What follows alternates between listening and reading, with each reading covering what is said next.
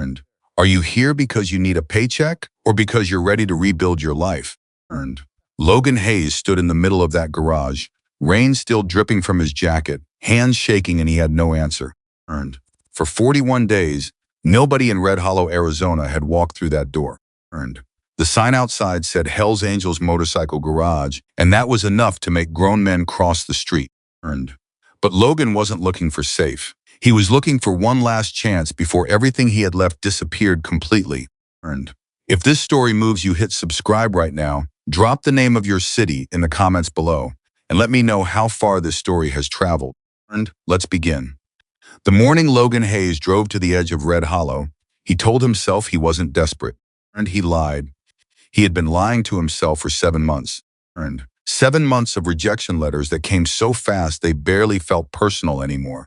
Earned. 7 months of walking into repair shops, sliding his resume across counters, watching men glance at his name, and then at something on their computer screens, something that always made their expressions go flat. Earned. Something that always ended the same way. We'll call you. Earned. They never called. Logan was 25 years old and already felt like his life had been written in permanent ink by a single mistake he made when he was 22. Earned. A mistake he had paid for. A mistake that courts had cleared him of technically. Earned. But the world doesn't operate on legal technicalities. Earned. The world operates on Google searches and whisper networks, and the way one employer calls another and says, "You know that Hayes kid?" Yeah.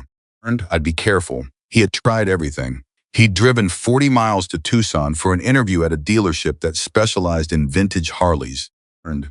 He'd made it through 3 rounds of interviews. He'd fixed a 1,974 Sportster carburetor in front of 2 senior mechanics who watched him with their arms crossed and their mouths tight. Earned. When he was done, one of them nodded slowly, the kind of nod that meant this kid actually knows what he's doing. He thought he had it. The call came 2 days later. Earned. We've decided to go in a different direction. He knew what that meant. Earned. He drove home with his hands so tight on the wheel that his knuckles ached. Earned. He sat in the parking lot of his apartment building for 40 minutes. Earned. Not crying, not angry, just empty. The way a person feels when they've been told no so many times the word stops having weight.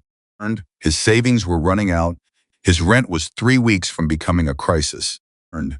He had a 2009 pickup truck that needed an oil change he kept putting off, a phone with a cracked screen, and a skill set that should have been worth something to someone somewhere in the state of Arizona. Earned. Should have been. That was when his old friend Danny Reyes sent him a text. Earned. Danny was the kind of guy who always knew things, not important things, not useful things, but things. Earned. Pieces of information that floated around at the edges of conversations. Earned. He'd heard about Logan's situation the way everyone heard about everything in a small community through someone who knew someone who mentioned it once at a diner. The text read, "Heard there's a mechanic job open on Route 9. Earned. Been open a long time. Might be worth checking out." Earned. Logan typed back, "Where on Route 9?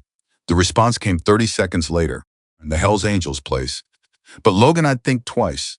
Earned. That place is Logan didn't read the rest of the message.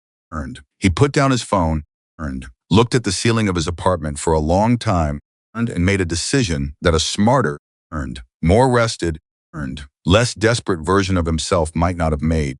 Earned. He was going. The rain started before he even got in the truck. Earned. Not a gentle rain. Arizona doesn't do gentle rain in October. Comes in sideways, fast and cold, and it turns dirt roads into something that feels accusatory, like the land itself is trying to tell you to go back. Earned. Logan pulled onto Route 9 with his wipers working hard and his visibility down to maybe 200 feet. He almost missed the building entirely. There was no dramatic entrance. Earned. No row of motorcycles lined up like a movie poster. Earned. Just a low-slung garage with 2 bay doors, a parking area with deep puddles, and a sign. Earned. The sign was weathered. The letters were thick and black, painted directly onto wood. Earned. Not a commercial sign, not the kind of thing a business owner commissions from a graphic designer. Earned. The kind of thing someone makes themselves slowly with intention. Hell's Angels Motorcycle Garage. Logan sat in his truck for 3 full minutes. Earned. He thought about every story he'd heard, and in Red Hollow there were plenty. People said men had gone into that garage and come out changed and not in a good way. Earned. People said you didn't work for the Hells Angels without becoming one of them, and you didn't become one of them without leaving pieces of yourself behind. And people said the garage operated under its own rules, its own justice, its own version of what was allowed and what wasn't. People said a lot of things. Logan thought about his rent. He got out of the truck. The rain hit him immediately. By the time he crossed the parking area and reached the side door, his jacket was soaked through and his boots had taken on water. He knocked once. Nothing. He knocked again, harder. The door opened. The man standing in the doorway was not what Logan expected. He was 56 years old, maybe, with gray at his temples and a beard that had gone mostly silver. He was broad across the shoulders and heavy in the way that meant decades of physical work, not softness. He wore a plain gray shirt and jeans, and on the left side of his chest was a patch. Logan recognized immediately the death's head insignia of the Hells Angels. His name was Victor Callahan. Most people in Red Hollow called him Iron. He looked at Logan for a long moment, not a threatening look, not a welcoming look either, just a look. The look of a man who has been in enough situations to read another person's situation pretty quickly. You're soaked, Victor said. I know, Logan said. You hear about the mechanic position? Yes, sir. Victor stepped back from the doorway. Come in. The inside of the garage smelled like motor oil and old rubber, and something Logan couldn't quite name at first, something warm, almost like coffee but deeper. He found out later it was the combination of engine heat and the propane heater in the corner that had been running all morning. 3 motorcycles were on lifts in the main bay. A 4th was on a workbench, partially disassembled. And the floor was clean, not spotless, not showroom clean, but organized. Tools on pegboards, parts in labeled bins. A whiteboard on the far wall with job numbers and dates written in neat columns. Logan had expected chaos. He had expected something that looked like danger. What he found looked like work. Victor Callahan pulled a folding chair from against the wall, set it in front of a heavy wooden table that served as a desk, and sat down on the opposite side in a leather office chair that had seen better decades. Sit down, he said. Logan sat. Victor looked at him for another long moment, this one more deliberate. His eyes moved slowly. Logan's face, his hands, his boots, back to his face. What's your name? Logan Hayes. Something moved across Victor's face. Too fast to read. Hayes, he repeated. From Prescott? Logan's stomach dropped. I grew up in Prescott. Yeah. You worked at Rivera's Motorsports. It wasn't a question. I did, Logan said. He kept his voice flat. He had learned that the moment he started explaining, the moment he started filling in the silence with justifications, he looked guilty. Even when he wasn't, he looked guilty. Victor nodded slowly. And then you didn't. And then I didn't, Logan confirmed. Victor leaned back in his chair. The chair made a sound like it was thinking about it. I know what happened at Rivera's, he said. Or I know the version that got around. Which means I probably know about 30% of the actual story. Logan blinked. That was not a sentence he had expected from this conversation. I know you were accused of something, Victor continued. I know the charges didn't stick. I know Rivera fired you anyway, because it was easier than dealing with the mess. And I know you've been trying to find work for. He glanced at something on the desk Logan couldn't see. 7 months, give or take. 7 months, Logan confirmed. His voice was careful. How do you know that? Because I asked around before you got here, Victor said simply. You called yesterday, left a message, gave your name. I spent last night making phone calls. He paused. I don't hire anyone without knowing who I'm hiring. Logan stared at him. What did people say? Some people said you were a liability. Some people said you were the best young mechanic they'd seen come through the area in 10 years. One guy said both those things in the same sentence without seeming to notice. Victor almost smiled. Almost. That told me something. What did it tell you? That you're complicated. Victor folded his hands on the table. I don't mind complicated. Complicated means there's more to the story. Simple people aren't interesting. Simple people also tend to walk away when things get difficult. He looked at Logan steadily. You still here? Logan wasn't sure if he meant the conversation or something larger. I'm still here, he said. Victor nodded. Then he asked the question. Are you here because you need a paycheck or because you're ready to rebuild your life? Earned. Logan sat with that question for what felt like a long time, but was probably 10 seconds. Earned. The honest answer was complicated. The honest answer was both, and I'm not sure I deserve either one. Earned. The honest answer was somewhere in the middle of desperation and something that felt almost like hope, which was terrifying, because hope was the thing that had gotten smashed the most times in the past 7 months. Earned. I need the work, Logan said finally. I won't pretend I don't. Earned. He stopped himself. Victor waited. I used to be good at this, Logan said. Earned. The words came out rougher than he intended. Before everything happened. Earned. Before Rivera's. I used to love this work. I used to come in early and stay late, and it wasn't about the money. It was, he stopped again. Earned. Collected himself. I want that back. I don't know if I can have it back, but I want to try. Victor looked at him for a long time. Earned. That's the most honest answer anyone's given me in this office, he said. Earned. Most people come in here trying to prove they're not afraid of us. Earned. They puff up. They try to talk tough. They want me to believe they're exactly the kind of person who belongs in a place with our name above the door. He paused. Earned. You didn't do any of that. Would it have helped if I had? Earned. No, Victor said. It would have ended the interview. Earned. What happened next surprised Logan more than anything else that morning. Earned. Victor stood up, walked to the main bay, and pointed at the motorcycle on the workbench. Earned. It was a 1,000. Earned. 981 shovelhead, an old bike. Earned. A complicated engine. Earned. The kind of machine that newer mechanics sometimes looked at and quietly panicked. Tell me what's wrong with it, Victor said. Logan walked over. Earned. He looked at the engine without touching it first, the way a good mechanic always does. Earned. He looked at where the gaskets showed stress, where the rocker arms were worn, where someone had already attempted a repair and stopped halfway through. Primary chain tensioner, Logan said. It's failing. Earned. That's why whoever was working on this stopped, because they got to the primary and realized it was going to be a bigger job than they thought. He crouched down. And the pushrod tubes are weeping oil. Not bad yet, but they will be. He stood up. And also, whoever adjusted the carb last set the idle too high. Earned. You can see the wear pattern on the throttle slide. Victor was watching him. How long to fix all of it? He asked. Earned. Right, Logan said. He thought about it honestly. And if the parts are here, 2 days. Maybe 2.5 if the primary is worse than it looks. Earned. Parts are in the back bin, Victor said. He paused. Earned. Start Monday. Logan looked at him. What else do you need? Earned. Don't you want references? Don't you want to check my record? Call Rivera? Earned. Victor looked at him with an expression that was almost amused. Earned. Logan, he said. I already know your record. I already called Rivera. Earned. Rivera told me you were a danger to his business, and he'd advised me to run the other direction. He paused. Earned. Rivera is also the kind of man who charges elderly customers for parts he didn't actually replace, and I've known that for years. Earned. So he shrugged. Monday, 7 a.m. Don't be late. Earned. Logan stood in the middle of that garage with rain still dripping from the hem of his jacket and something happening in his chest that he didn't have a name for right away. Earned. Relief, maybe. Something heavier than relief. He said, yes, sir. And that was how it started. Monday came cold and clear.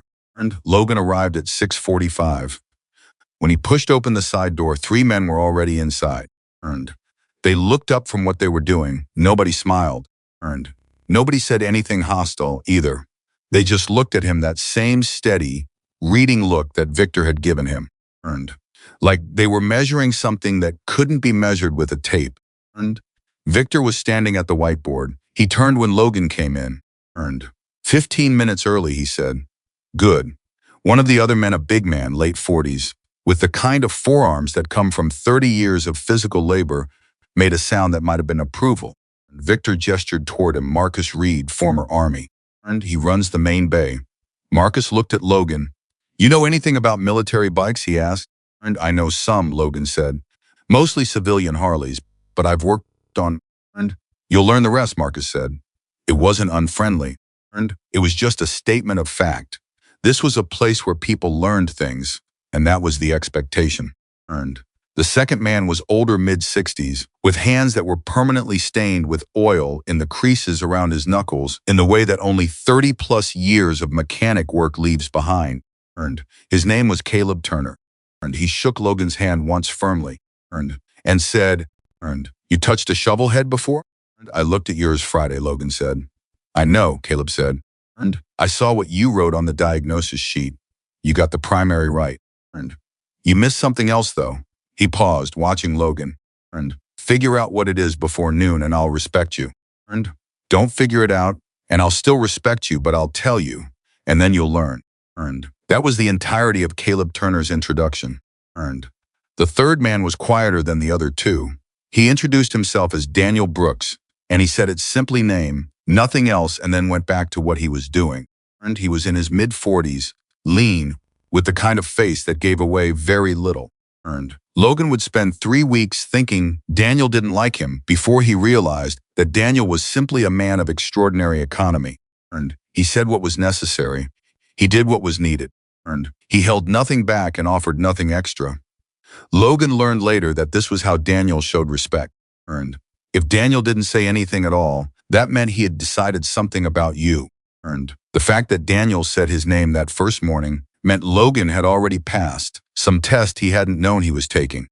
The first week was brutal, not violent, not threatening, not the nightmare scenario that everyone in Red Hollow had constructed in their heads when they imagined what it would be like to work inside that garage.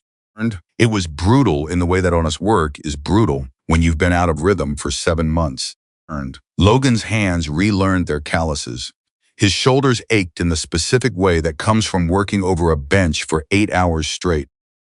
He made mistakes, not big ones, but the small errors that a mechanic makes when they're getting their timing back, when their hands are remembering what their brain already knows. Every time he made one, he said so, out loud, immediately. That was something he had learned in his time before at Rivera's, and before Rivera's, in the small shop Uncle had first taught him to turn a wrench. If you made a mistake and tried to hide it, the mistake grew. If you named it immediately, it was already half solved. The first time Logan said, I put the wrong torque on that primary bolt, I need to redo it.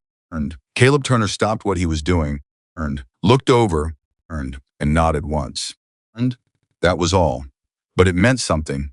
After 3 days, Marcus told Logan where the coffee maker was. It sounds like nothing. In that garage, it was a territorial gesture, an indication that you were allowed to exist in the kitchen area, which was also where people left their lunches and where real conversations happened away from the noise of the bay. Marcus didn't explain any of this. He just said, coffee's in the back. Make a full pot if you're making any. Logan made a full pot. By the end of the first week, he started to understand the rhythm of the garage. It was not what he had expected.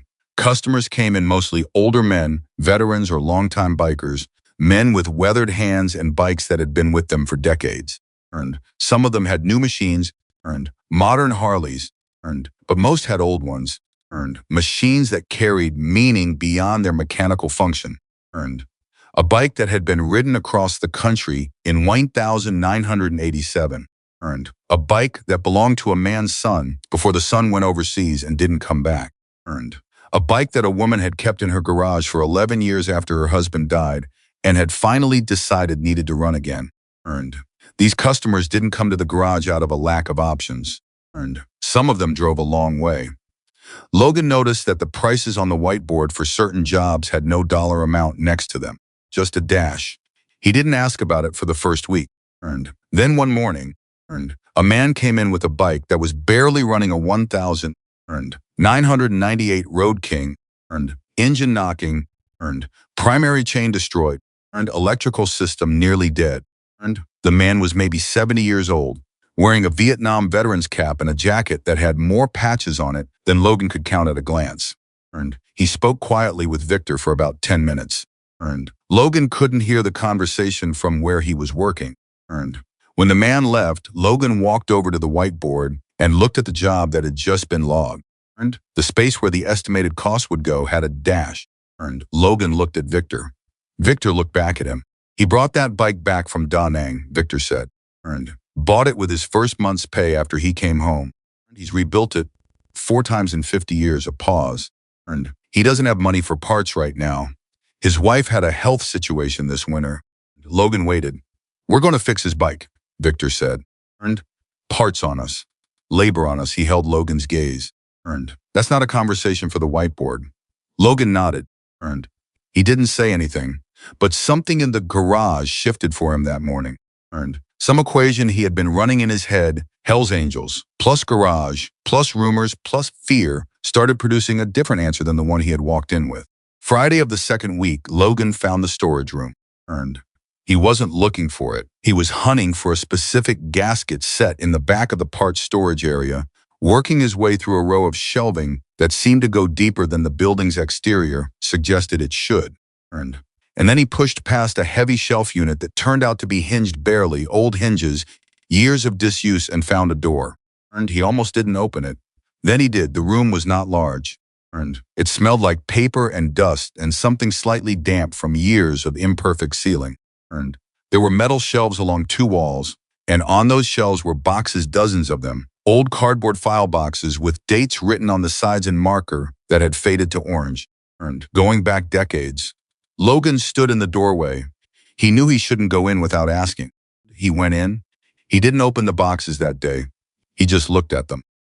The dates on the outside ranged from the early 1970s to just a few years ago. Continuous, unbroken, he went back to work and said nothing. But that evening, as he was the last one locking up, Victor had started trusting him with a key by the end of the second week, which Logan recognized as something significant, even if nobody said so. Directly, he went back to the room. He opened the oldest box he could find. Inside were handwritten papers. Receipts, but not for motorcycle parts, medical bills. Utility bills, grocery store receipts from the 1970s. Each one had a notation in the margin in the same handwriting: paid, anonymous, date, and amount. Logan opened another box. Letters. Dozens of letters, handwritten, to an address he didn't recognize. But the address was consistent, the same P.O. box, different names. The letters were thank you notes, not casual ones. The kind of thank you notes people write when they have been saved from something, when they don't know how to say what they need to say.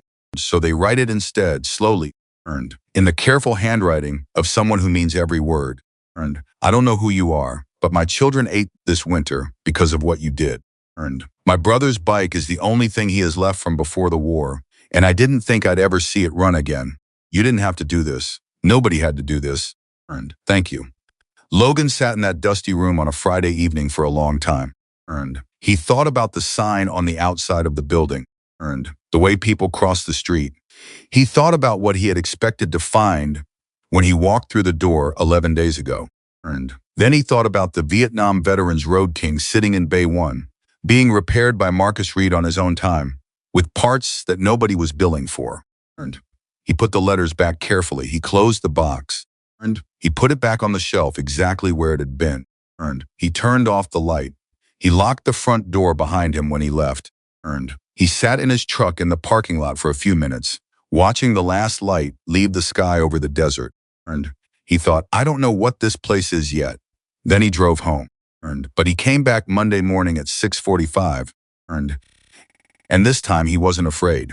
3 weeks in, Victor called him into the office.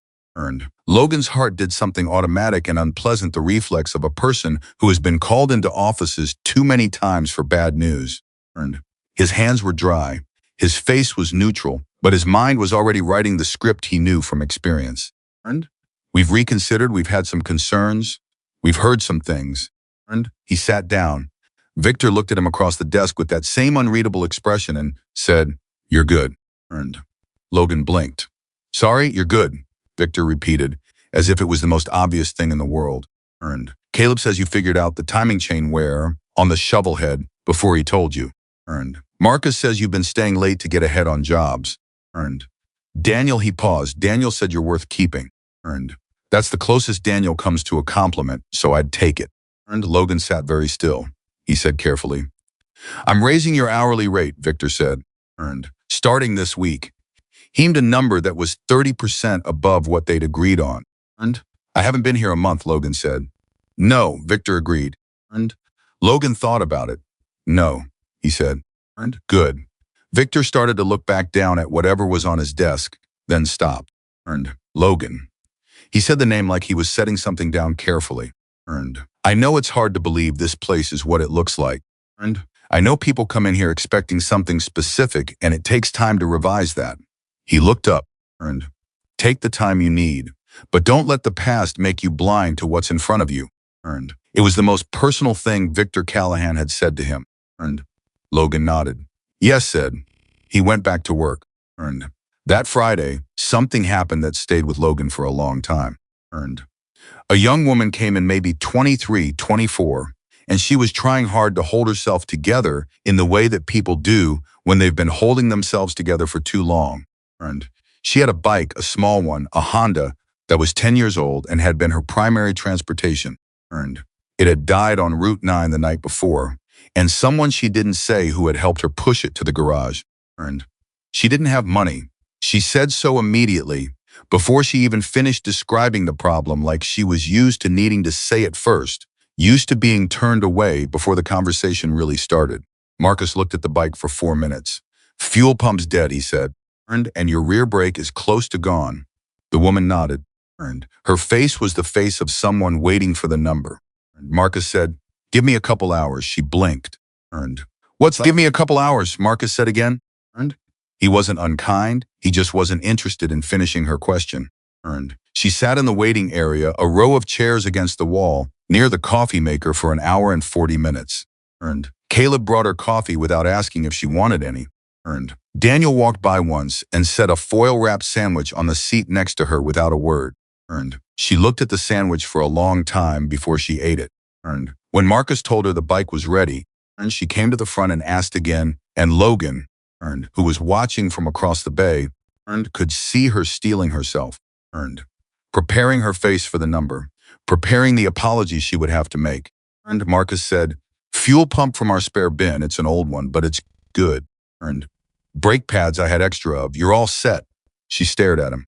Earned. What do I owe you? Marcus picked up his wrench. Nothing. Earned. She stood very still. Come back when it's giving you trouble again, Marcus said. And drive safe on 9, that road floods after rain. Earned. The young woman stood there for a moment longer. Then she said, why? And her voice cracked on the word just slightly, just enough to let something reel through. Earned.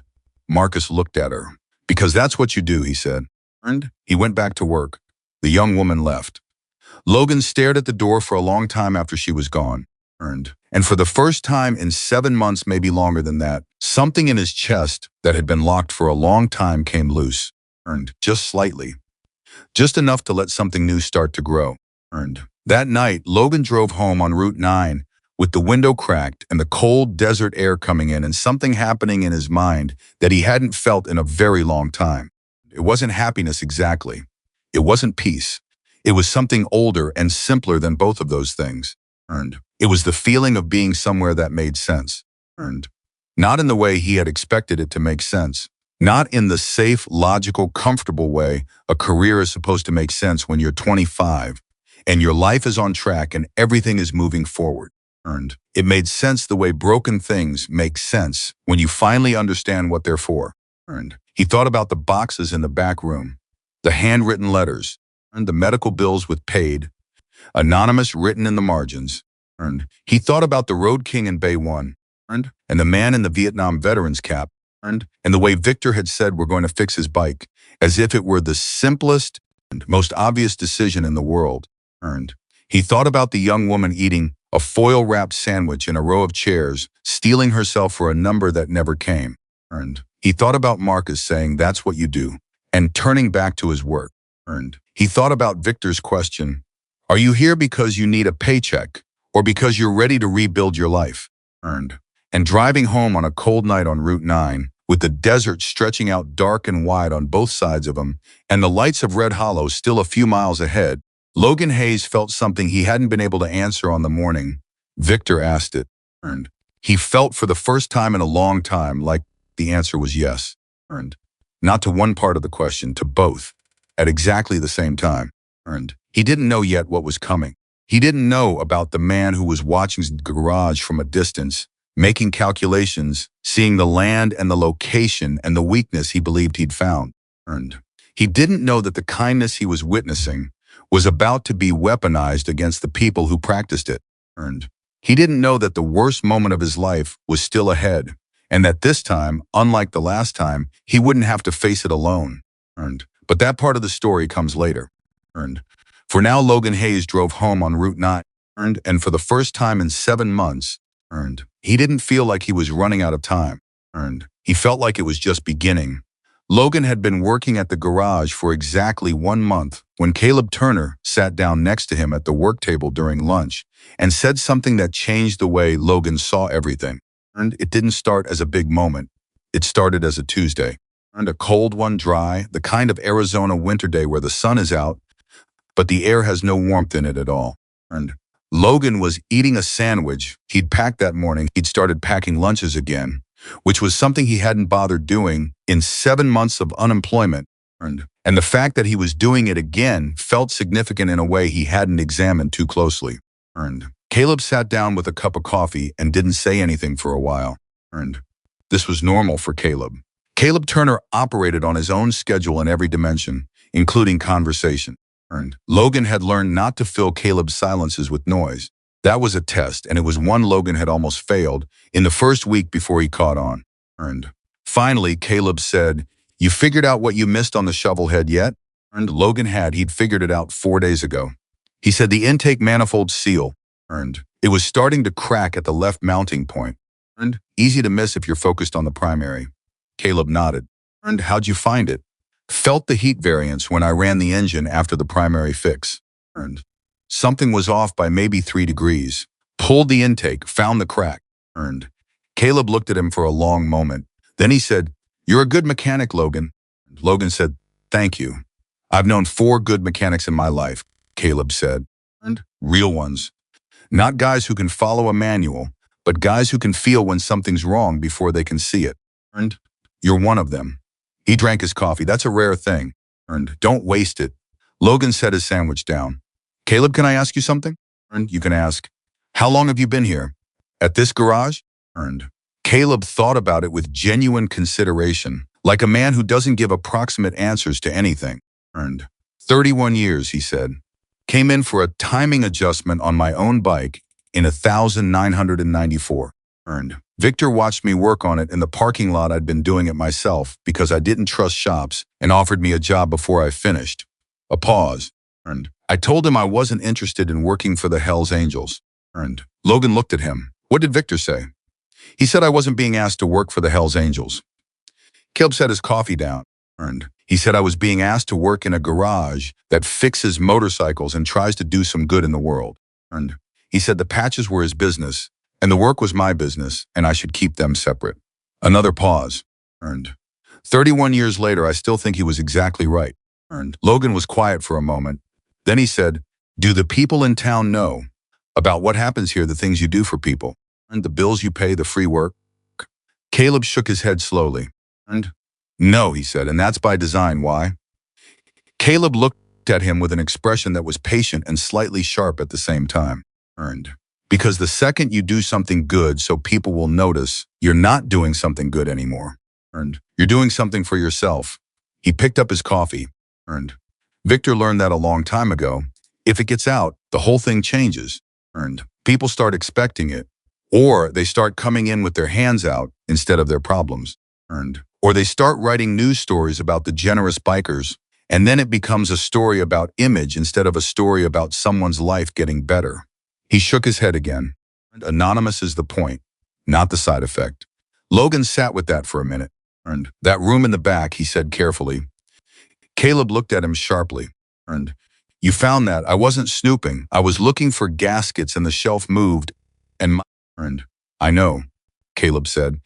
He didn't sound angry. He sounded like a man who had been expecting this conversation and had decided beforehand how it was going to go. Victor knows too. He saw the shelf was moved. He figured it was you. A pause. He didn't say anything because you didn't say anything. That told him what he needed to know. Logan stared at him. What did it tell him? That you respect the line between what's yours to know and what isn't, Caleb said. That you found something and you didn't go running to him with questions or go home and post about it on your phone. You put it back and you came to work the next day. He finished his coffee. That's not nothing, Logan. That's actually quite a lot. The rest of the lunch break passed in quiet. But it was the kind of quiet that had weight in it. That meant something was settling into place. And Logan felt it the way you feel when a piece of something large falls into alignment. Not the whole picture yet, but enough that you can start to see the shape.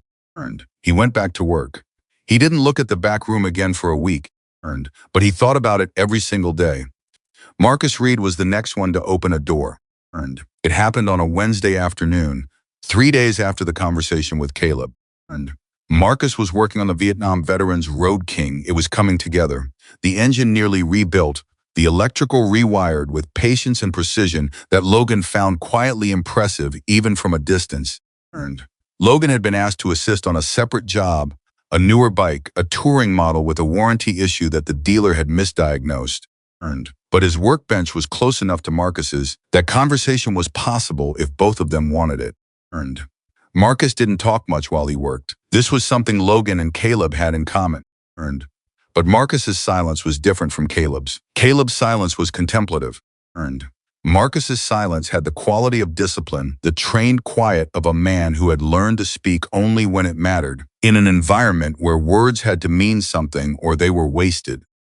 Logan had been watching Marcus's hands, without staring the way you watch a craftsman, without making them self-conscious.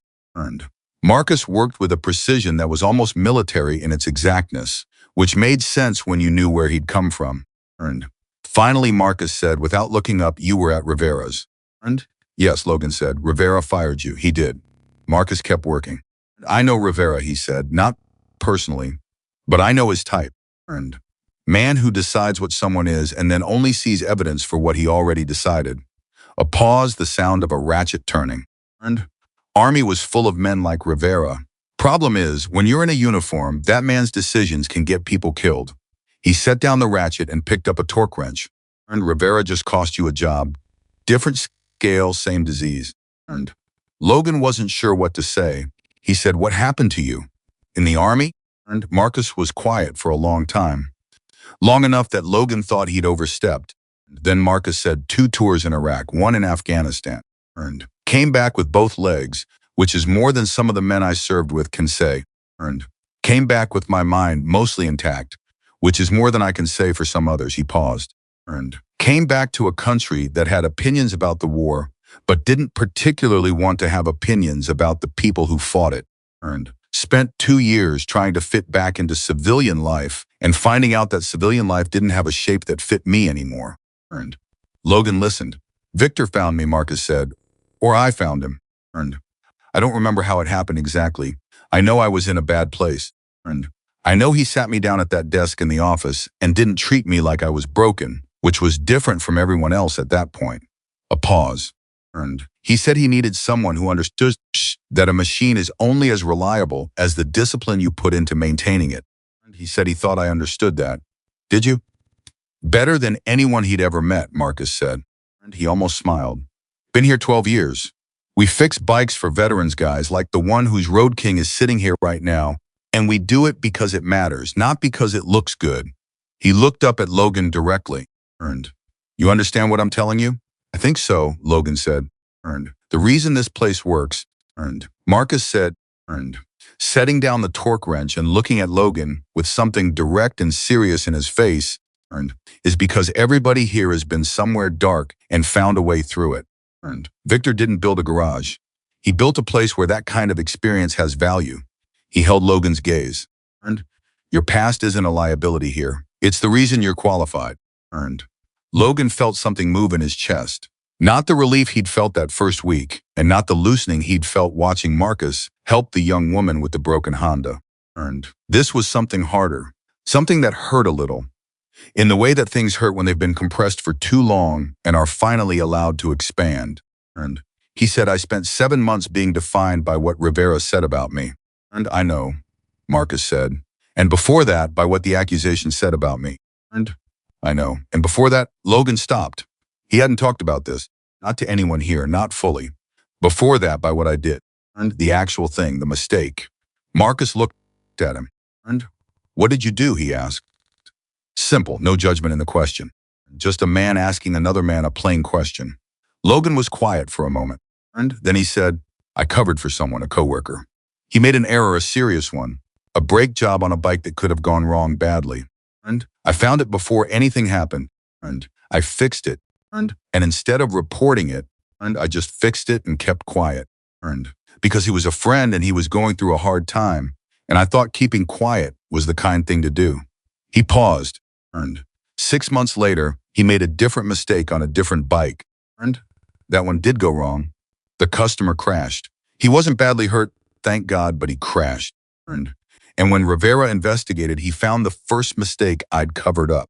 And my coworker, to protect himself, told Rivera that I was the one who'd made the error in the first place, that I'd tried to hide it. Marcus said nothing. Rivera believed him, Logan said. Or he chose to believe him. There was no evidence either way. By then I'd fixed the work so completely there was nothing left to examine. So it was his word against mine, and he'd been there longer. And Rivera liked him more. He exhaled slowly. Charges were filed and dropped. There wasn't enough to prosecute me for anything.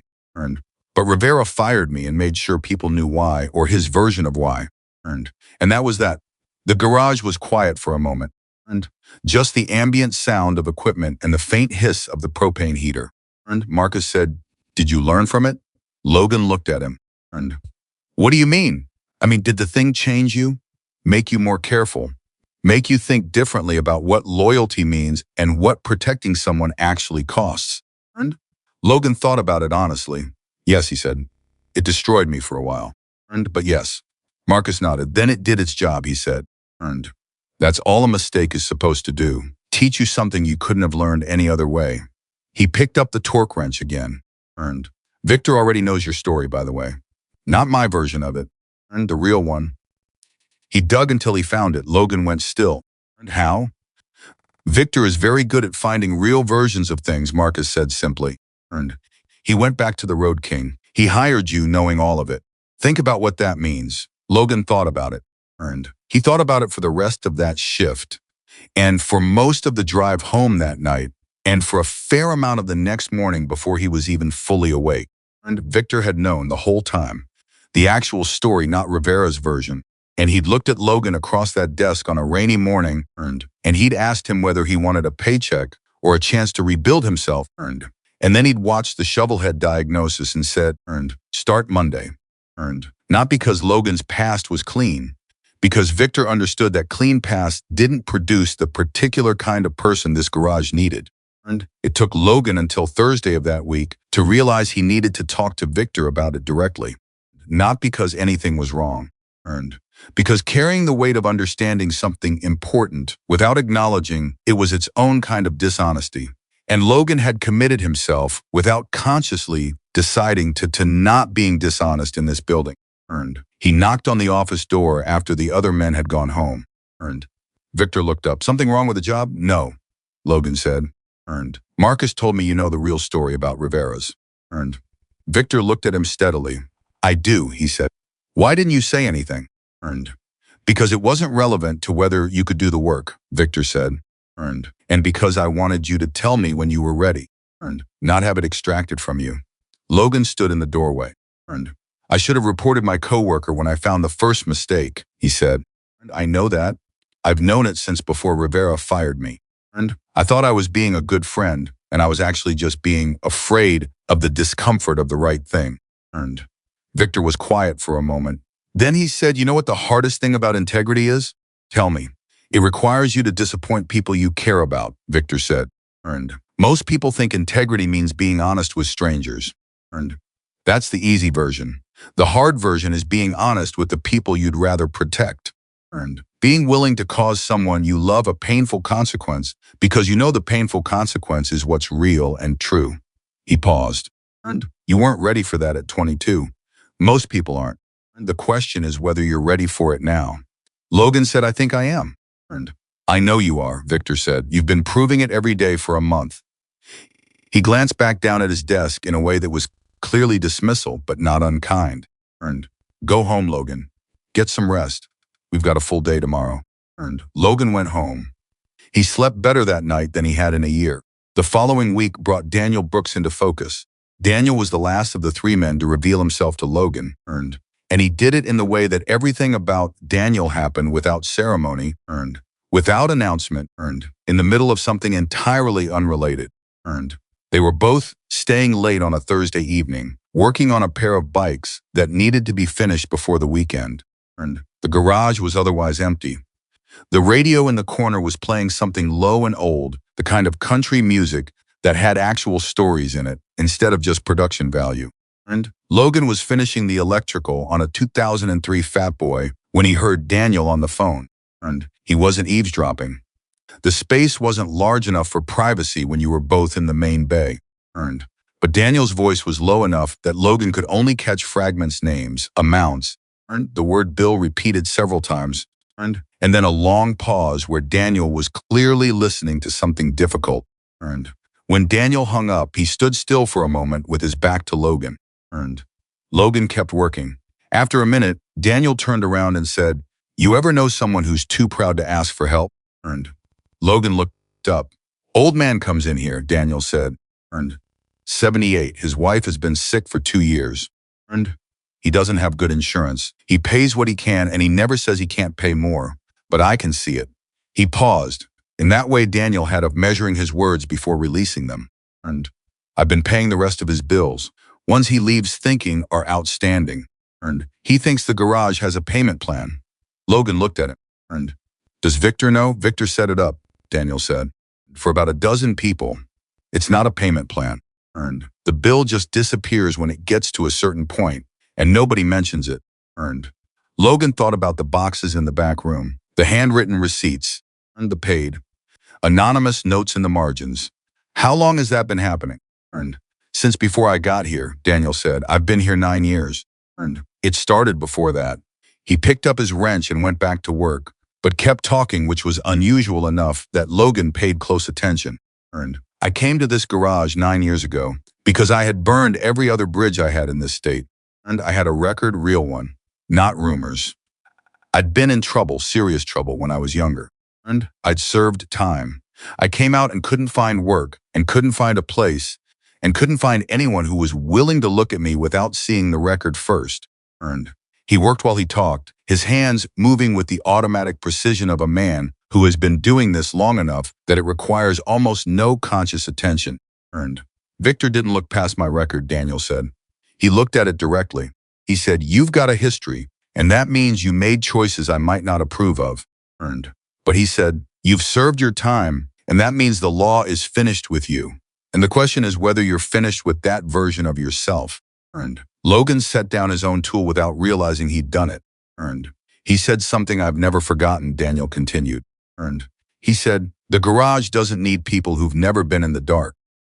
It needs people who found their way out. Because those are the only people who know how to leave the light on for someone else." The radio played something soft and old in the corner. The propane heater hissed. Logan said, "And you believed him?" Daniel looked over at him. I didn't have a reason to. Based on every experience I'd had up to that point, believing a person who said something decent to you was just a way to get hurt faster. He paused. But I had nowhere else to go, so I said yes. And here I am 9 years later, Daniel said. Paying an old man's bills and hoping he never finds out, because if he finds out, he'll be too proud to accept it, and then neither of us wins. He went back to the bike. That's how this place works. You do the right thing because it's right, and you protect the person you're helping by letting them keep their dignity. Logan was quiet for a long time, long enough that the shift in the room became almost tangible.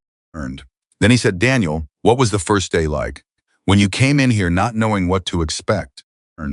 Daniel considered the question. "Terrifying," he said. He said the word simply, without embarrassment, in the way that only genuinely secure people can admit to fear.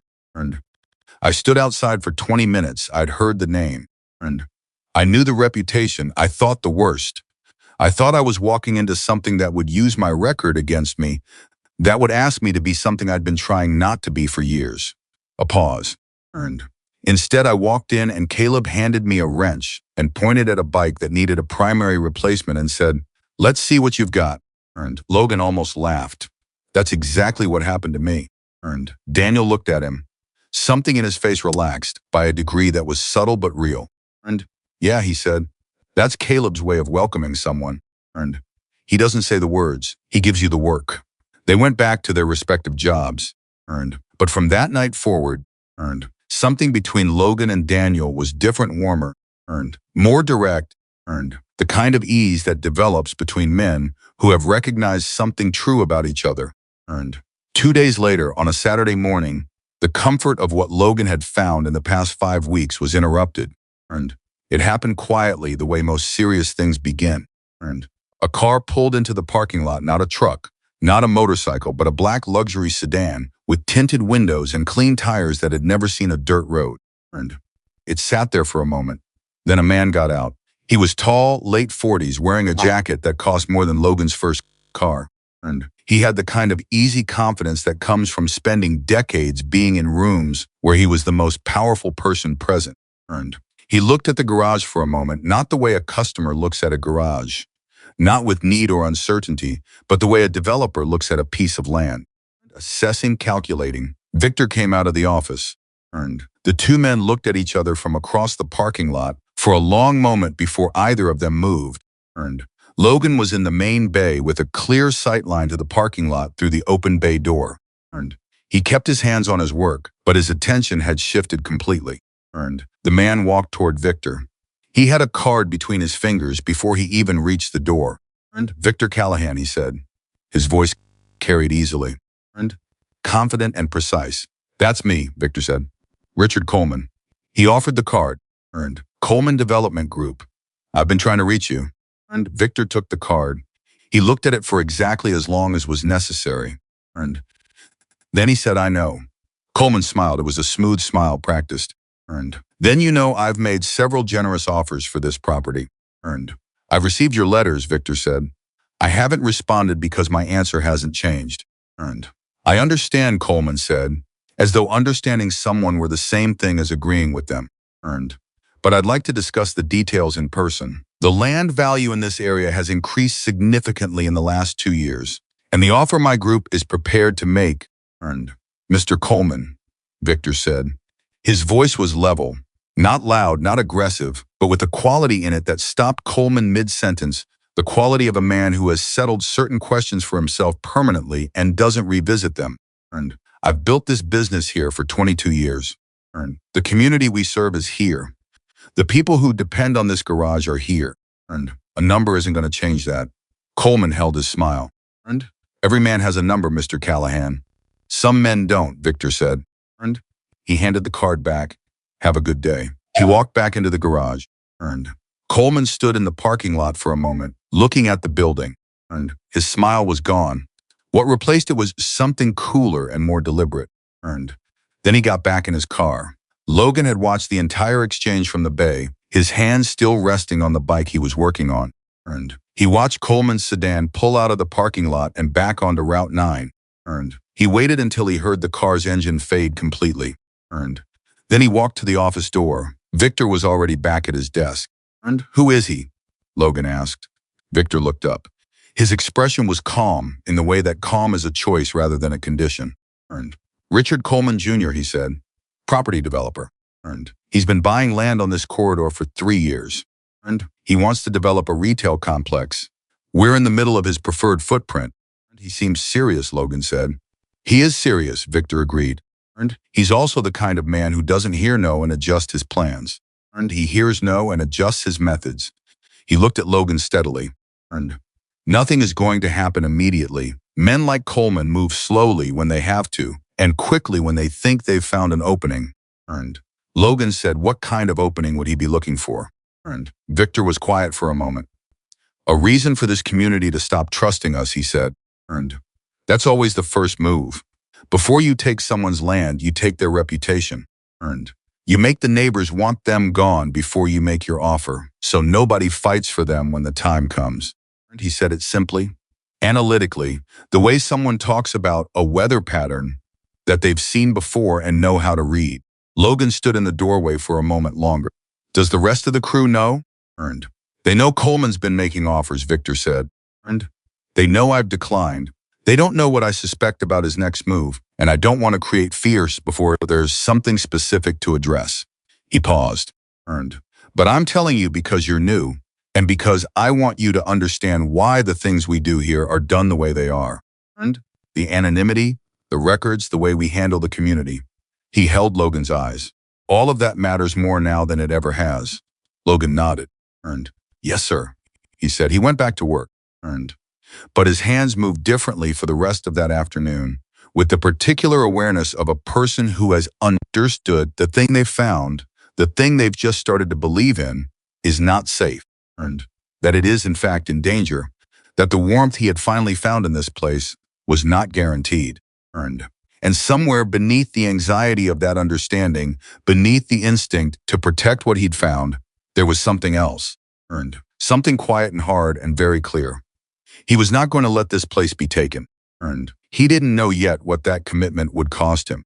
Earned. He didn't know yet that Coleman already knew his name. Earned. That someone had already pulled Logan's file from 3 years ago. Earned. That before long, the worst version of Logan Hayes, the version that Rivera had invented, the version that the Whisper Network had passed around, was going to be extracted from the past and brought into the present like a weapon. Earned. He didn't know any of that yet, but Victor did. And that evening, after Logan had gone home, Victor sat alone in his office for a long time with Coleman's business card on the desk in front of him. Earned. He thought about all the people who had come through this building looking for solid ground. Earned. He thought about Marcus and Caleb and Daniel. He thought about the old man with the Road King and the young woman with the dead fuel pump and the dozens of names in the boxes in the back room. Earned. He thought about Logan Hayes. Earned. 25 years old. Earned. Showing up in the rain. Earned. Handshaking. Earned. Asking, without asking, for someone to see what he actually was instead of what he'd been accused of being. Earned. Then he picked up Coleman's card. He held it for a moment. Earned. He set it down again face down, and he went back to work. Earned. The first complaint came on a Monday. Logan didn't know about it until Tuesday, when Victor called everyone into the office before the bay doors opened. Earned. That alone was unusual enough to make the air feel different. Earned. Victor didn't hold morning meetings. Victor operated on the assumption that everyone knew their job, and the day began when you picked up a tool. Earned. A pre-shift gathering meant something had happened that required everyone in the same room at the same time. Marcus came in still holding his coffee. Caleb sat down without being told. Earned. Daniel stood near the door with his arms folded, not defensive, just contained. Earned. Logan positioned himself near the back wall and waited. Earned. Victor stood behind his desk. He didn't sit. He said, "We received a formal complaint filed with the county licensing office yesterday." Earned. Anonymous. Claiming we're operating with improperly certified equipment and performing work outside our license scope. Earned. Nobody spoke for a moment. Then Caleb said, "That's nonsense." Earned. "Yes," Victor said, "it is. Our certifications are current." Earned. "Our scope of work is well within what's licensed. The complaint will go nowhere once they look at our paperwork." He paused. Earned. "But that's not the point of the complaint." Marcus said, "Coleman." And almost certainly, Victor said, "We can't prove it yet. And we won't be able to prove it from this one. But this is how it starts." He looked around the room slowly. Earned. "This is the opening pressure. The goal isn't to shut us down with one complaint." Earned. "The goal is to put us on a list somewhere, to create a paper trail that makes it look like there's a pattern of concern, so that when the next thing comes, and there will be a next thing, it doesn't look like an attack. And it looks like a history." The room was quiet. Logan watched Victor's face. Earned. The man wasn't angry. He wasn't rattled. He was doing what Logan had come to understand Victor always did in difficult moments. He was being precise. Earned. Naming the thing exactly, without exaggeration and without minimization, so that everyone in the room could see it clearly and respond to what was real rather than what was feared. "And what do we do?" Daniel asked. "We document everything," Victor said. Earned. "Every complaint that comes in, every inspection that's called, every unusual contact from the county or the city. Earned. We write it down, we date it, we keep copies." He looked at each of them. Earned. "We do our work exactly as we've always done it. We don't change anything. We don't get loud, we don't react publicly." A pause. Earned. "And we let our attorney know what's happening." He said their attorney's name, a woman named Sandra Yee, who had been connected to the garage for over 15 years. Earned. Logan filed the name away. "Any questions?" Victor said. Earned. "Nobody had questions." "Then let's work," Victor said. Earned. And they did. For the next 2 weeks they worked. Earned. Business came in steadily, it always did, because the garage's reputation among the people who actually used it was the opposite of its reputation among people who had never set foot inside it. A man brought in 2 vintage Indians that needed complete restoration. A young couple came with a pair of newer bikes that needed service before a cross-country trip. The Vietnam Veterans Road King was finished and returned, and the old man stood in the bay for a long time with his hand on the tank before he trusted himself to speak. Logan handled more of the primary diagnostic work now. Victor had given him that responsibility quietly. Without a formal announcement, just a gradual shift in the whiteboard assignments and more job numbers next to Logan's name. More complex diagnoses routed his way. Logan understood what it meant. He didn't make it into a conversation. He just showed up earlier and stayed later and did the work. But underneath all of it, underneath the rhythm of the garage and the steadiness of the work, something had changed in the atmosphere. Logan felt it the way you feel a change in air pressure before weather arrives. Nothing visible, nothing you could point to, just a quality in the air that said something is coming. The second complaint arrived 3 weeks after the first. This one was different. This one was filed not with the county, but with the state, and it alleged with specificity that the first complaint had lacked, that the garage was performing frame modifications on motorcycles without the required structural certifications. It named 3 specific job numbers. Victor pulled the files on all 3 jobs within an hour of receiving the notice. All 3 were straightforward service jobs, no framework, no modifications, clean documentation signed off at every stage. But the job numbers were real, the bikes were real. And whoever had filed the complaint had enough information about the garage's operations to identify actual jobs by number. Victor set the files on his desk and looked at them for a long time. Then he called Sandra Yee. Logan was in the office doorway when Victor made the call. He heard one side of the conversation, calm, factual, precise. He heard Victor describe both complaints. He heard him read the job numbers from the second filing. He heard Sandra Yee ask something that made Victor's jaw tighten, just slightly. When Victor hung up, he sat for a moment before he looked up. She's concerned, Victor said. He wasn't talking to Logan specifically, but Logan was there, and Victor didn't ask him to leave. She says the specificity of the second complaint suggests someone with inside knowledge of our operations, or someone who's been watching us closely enough to gather that information. Logan said Coleman. Or someone working for Coleman, Victor said. The result is the same. He stood up slowly. Someone has been watching this garage, Logan. Watching long enough to know our job numbering system. The word watching landed in the room with particular weight. Logan thought about the black sedan in the parking lot. Coleman standing there with that assessing look, the way a man looks at something he has already decided to own. He thought about how Victor had handed back the card without drama, without threat, just a simple no delivered with absolute finality. And he thought about what Victor had said that day. He hears no and adjusts his methods. What does Sandra recommend? Logan asked. She's sending someone to review all our licensing and documentation this week, Victor said. Clean sweep. Make sure everything is not just in order but visibly, unambiguously in order. So that when the state inspector comes, and he will come, that's the next step, there's nothing to find. He looked at Logan. I need you to pull every job file from the last 6 months and organize them for review. Complete documentation on each one. Nothing missing, nothing unclear. I'll start tonight, Logan said. Victor nodded. Thank you. Logan spent 4 hours that evening going through files. He was methodical about it the way he was methodical about everything mechanical, checking each document against the job record, flagging anything that needed a signature completed or a date clarified. He found 3 files with minor documentation gaps, not errors, just oversights in paperwork, and brought them to Victor before he left. Victor looked at them. Good, he said. This is exactly what I needed you to do. Logan drove home that night, feeling the specific tension of a person who understands they're in the middle of something, but can't yet see its edges. He knew the complaints were an opening move. He knew Coleman was patient and strategic. He knew the documentation review would protect them in the short term. What he didn't know was that Coleman had already shifted to his second line of attack. He found out on a Friday. He was at the hardware store 2 miles from the garage, picking up a specific bolt set that they'd run out of, when a man he vaguely recognized from around town fell into step beside him in the fastener aisle. The man's name was Greg Holt. He worked at the county assessor's office, and Logan had seen him at the diner on Main Street a few times. Holt said, "You're the new guy at the Hells Angels garage." Logan looked at him. "I work there." "Yeah." Holt glanced around the aisle in a way that was meant to seem casual and didn't. "You hear what people are saying?" "About what?" Holt lowered his voice.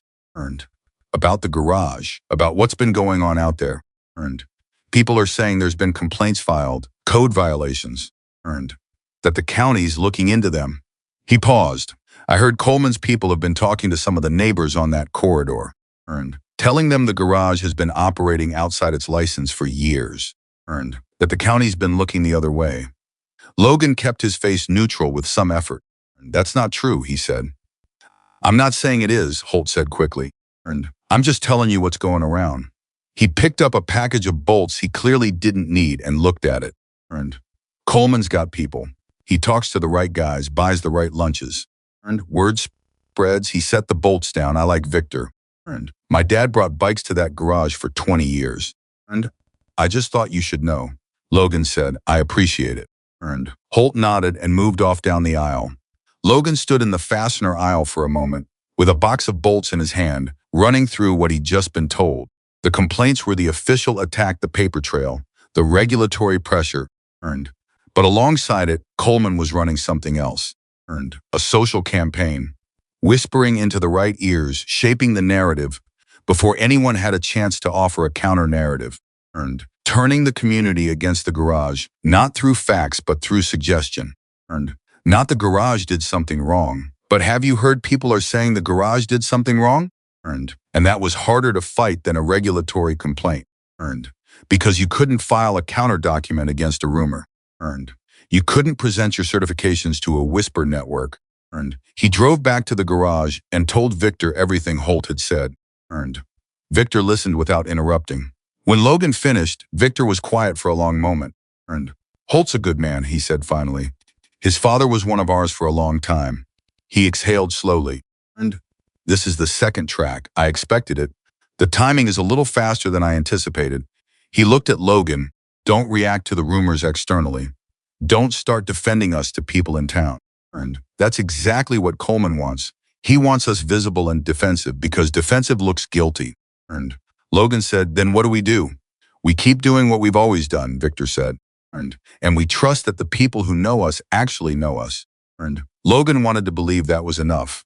He was 25 years old and had spent 7 months learning that reputation could outlast truth by a significant margin. He had lived the experience of a story spreading and hardening before reality had a chance to catch up. He wanted to believe Victor's confidence was wisdom and not just faith. He went back to work. But that night, lying in his apartment with the lights off and the desert quiet outside his window, Logan felt fear the way he hadn't felt it in weeks, not the soft, manageable anxiety of a difficult situation, but the sharp, cold fear of a person who recognizes a pattern, who has seen this movie before, who knows how the rumor phase ends. He stared at the ceiling. He thought about what Marcus had said. "Your past isn't a liability here. It's the reason you're qualified." He thought about what Caleb had said. "Don't waste it." He thought about Daniel standing in the garage bay saying, "The garage doesn't need people who've never been in the dark. It needs people who found their way out." He made a decision in the dark of his apartment that night. Not a dramatic decision. Not the kind of decision that comes with a moment of clarity and swelling music. A quiet decision, the kind that forms slowly, and then is simply there, solid and unmovable. He was not going to be passive about this. He didn't know yet what active looked like, but passive waiting, hoping, trusting that things would work out had cost him everything once before. He wasn't doing that again. The state inspector arrived the following Tuesday. His name was Agent Reyes, no relation to Logan's friend Danny, and he was a trim, serious man in his early 50s who arrived with a clipboard and the professional neutrality of someone who had learned to give nothing away until he was ready. He went through the garage systematically. Certifications, earned equipment calibration records, earned job documentation, earned the physical inspection of tools and lifts and the workspace itself, earned the crew worked around him without altering their behavior in any visible way, earned this was something Victor had told them explicitly. Don't perform for the inspector, earned don't be overly helpful or overly distant. Work the way you always work, earned Logan worked the way he always worked. At one point, Agent Reyes stopped near Logan's workbench and watched him work for about 2 minutes without saying anything.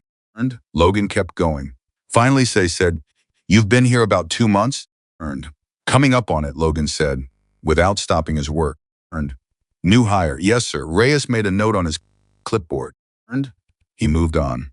3 hours later, he sat down with Victor in the office. Earned. Logan was in the main bay, close enough to hear raised voices if there were any. And there were none. When Reyes left 45 minutes later, Victor came out of the office and stood in the bay doorway. And he looked at each of them in turn. "Clean," he said. And Marcus let out a slow breath. Caleb nodded once. Daniel's shoulders dropped by a fraction that was barely visible. And Logan felt a wave of something move through him. Relief, yes, but also anger, a slow and quiet anger at the amount of energy that had been spent proving something that should never have needed proving. The complaints are on file as unsubstantiated, Victor said. Sandra will use that to our advantage if anything else comes. He paused. Good work, everyone. All of you. That should have been the end of the pressure cycle. Logan thought it might be. Coleman had tried the regulatory route. It had failed. The garage had come through clean. Logan let himself believe for about 11 days that the worst was over. And he was wrong. It happened on a Thursday night, 3 days after Logan had worked his first solo closing shift. Victor had trusted him with the lockup twice before. But this was the first time all 3 of the other men had left early, and Logan had finished the last 2 jobs and secured the building entirely on his own. He drove home feeling, if he was honest with himself, a quiet pride. The kind that doesn't need to be said out loud. The kind that comes from being trusted with something real. He was back at the garage by 6:40 a.m. on Friday. He knew something was wrong before he got the door open. The side door was unlocked. He had locked it. He remembered locking it, the specific feeling of the deadbolt engaging, the rattle of the handle to confirm it. He remembered it precisely because he had been deliberate about it, had checked it twice because it was his first time closing alone. He pushed the door open. The main bay was devastated. 3 of the motorcycles in the bays had been knocked from their stands.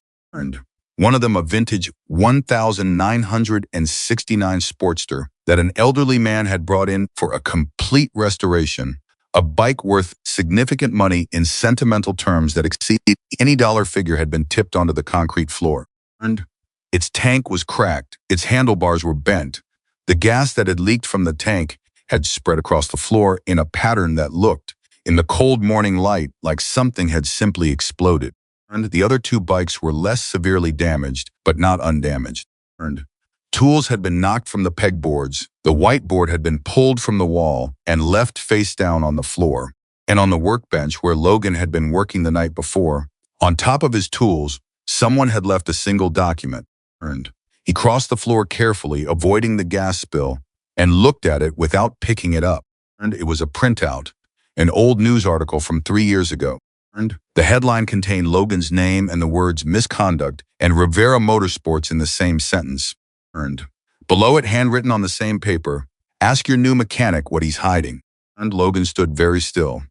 His hands were completely steady. He noted this with some detachment, the way you notice small things in moments of serious shock. He had expected his hands to shake. They didn't. He called Victor. Victor picked up on the second ring. Logan said, "You need to come in." He kept his voice flat. Someone broke into the garage last night. There's damage. And he paused for 1 second. There's something you need to see on my workbench. Victor said, I'll be there in 10 minutes. He was there in 8. He walked through the door, took in the bay with a single sweeping look, and then walked directly to Logan's workbench. He looked at the printout. He read it. His face did not change. Then he looked at Logan. You closed up last night, he said. Yes, Logan said. I locked the side door. I checked it twice. I know, Victor said. Something in those two words stopped Logan. And what do you mean, you know? Victor said, I installed a security camera on the exterior of the side door 4 days ago. And after the second complaint, he paused. I didn't tell any of you because I didn't want to change the way anyone moved around the building. And I wanted natural behavior. He looked at Logan steadily. And the camera recorded you leaving last night.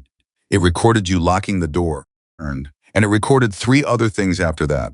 Logan stared at him. And the camera recorded a vehicle parking on the service road behind the property at 11:40 p.m., Victor said. And it recorded 2 individuals approaching the side door at 11:53. And it recorded those individuals using a tool to bypass the lock. He paused. And it also recorded their faces. The silence in the garage was total. And Logan said, you already knew. I knew this morning when my phone notified me of motion after closing, Victor said. And I've been on the phone with Sandra since 5 a.m. And his voice was still level, still precise, but there was something underneath it now, something that was not quite anger and was not quite grief, and was something older and more resolved than either. And Logan. He said the name the way he always said it, with weight, with intention. And I need you to understand something right now, and I need you to hear it clearly. And Logan looked at him. This document on your workbench was placed here deliberately, Victor said. And not because they believed it would fool us, but because they hoped it would fracture us. And they hoped I would look at this and look at you and feel doubt. And they hoped you would look at me and feel shame. He held Logan's gaze without flinching. And they were wrong on both counts. I know who you are. And I know what happened at Rivera's, the real version. And I know you locked this door last night. Logan's throat was tight. And he said, the damage to the Sportster is real and it's serious, and we'll deal with it, Victor said. But the Sportster is a machine, and machines can be repaired. What they were trying to damage last night wasn't the bikes. He picked up the printout and folded it once, carefully, and put it in his jacket pocket. What they were trying to damage was this. He gestured between himself and Logan, a small, direct gesture. And us, the trust. He walked to the office and picked up his phone. And Marcus arrived 12 minutes later, Caleb 5 minutes after that. And Daniel came through the door still pulling on his jacket. All 3 of them took in the bay. All 3 of them looked at Logan. And not with accusation, with something else. Something that Logan recognized after a moment as the particular expression of men who are looking at a situation and deciding where they stand. And Marcus said, you okay? Logan said, good, Marcus said. And he picked up a push broom from the corner and started clearing the main path through the bay so they could work without stepping through the gas spill. And he did it without being asked. He did it like a man who has assessed a situation and moved immediately to the most practical next action. And Caleb looked at the Sportster lying on the concrete floor. And his jaw was tight. He crouched down and ran his hands along the tank, along the bent handlebar, along the fork that had taken the impact of the fall. And his face went through something that Logan watched, but couldn't fully name grief, maybe. The particular grief of a craftsman seeing something beautiful and carefully built reduced to damage. And then Caleb stood up. We can save it, he said. He said it quietly, to no one in particular. Or to the bike itself, maybe. Tank needs replacement. And bars we can source. Fork needs straightening, or we replace that too. And engine looks untouched. He looked at Victor. 3 weeks, maybe 4. And we can save it. Victor said, then we will. Daniel had gone to Logan's workbench and was looking at the space where the printout had been. It was gone now, in Victor's pocket, with the careful attention of a man reading a scene. And he said, without turning around, they knew where your workbench was. And the room shifted slightly. They knew which bench was yours, Daniel said. And he turned around now. His face was serious and precise. And they didn't put it on any random bench. They put it on yours. And which means they had a specific knowledge of this workspace. He paused. Someone's been watching the interior. Logan said the camera on the exterior. And records who comes and goes, Daniel said. It doesn't tell us how they knew the layout. And how they knew which bench was Logan's. How they knew the exact job numbers on those state complaints. He looked at Victor. And someone's been watching through the windows. Or someone's talked to someone who has. And the temperature in the room didn't change, but the feeling of it did. And Victor said, noted. He said it the way he said most serious things, simply, without drama, but with the quality of a man who will not forget it. Sandra is already looking at Coleman's connections to the contractor who filed the state complaint. And we'll add this. The police came at 8:15. Two officers, professional, who took photographs and statements and were clearly trying to be neutral in the way that people are neutral when they're in a complicated situation. They were in the Hells Angels garage taking a vandalism report and trying not to show on their faces whatever they thought about that. Logan gave his statement clearly and specifically. He described locking the door. He described his last walkthrough. He gave the exact time he'd left. He had a gas station receipt from Route 9, timestamped at 9:43 p.m., that placed him 6 miles from the garage at that time, which he mentioned and which one of the officers wrote down. The officer with the notebook looked at him for a moment. Then he wrote something else down. After the officers left, Victor told the crew to take the morning. The garage wasn't opening for customer work until the bay was cleared and documented. But nobody left. Marcus finished clearing the spill and helped Caleb begin the careful process of getting the Sportster stabilized. Daniel began a methodical inventory of the damage, photographing everything with his phone and logging descriptions. Logan pulled the bent handlebars from the floor and began assessing what was salvageable. Nobody said this was what they were going to do. They just did it. Around 10 a.m., Victor came out of the office and stood in the doorway and watched the four of them working in a bay that had been deliberately damaged and was, under their hands, being deliberately restored. He stood there for a long moment. He didn't say anything. He didn't need to. Logan looked up and caught Victor's expression for just a second before Victor turned back to the office. It was the expression of a man who has built something and has been reminded painfully, violently, that it was real enough to be worth attacking. And who has also been reminded at exactly the same moment that it was strong enough to withstand the attack. By noon, the bay was functional again.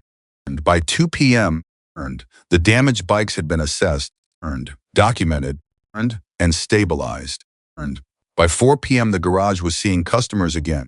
And at 4:30, Victor called Sandra Yee from the office with the door open for the first time, which told Logan, who understood by now, how Victor used the office door as a language, that what was being said was something he was meant to hear. Sandra had found something.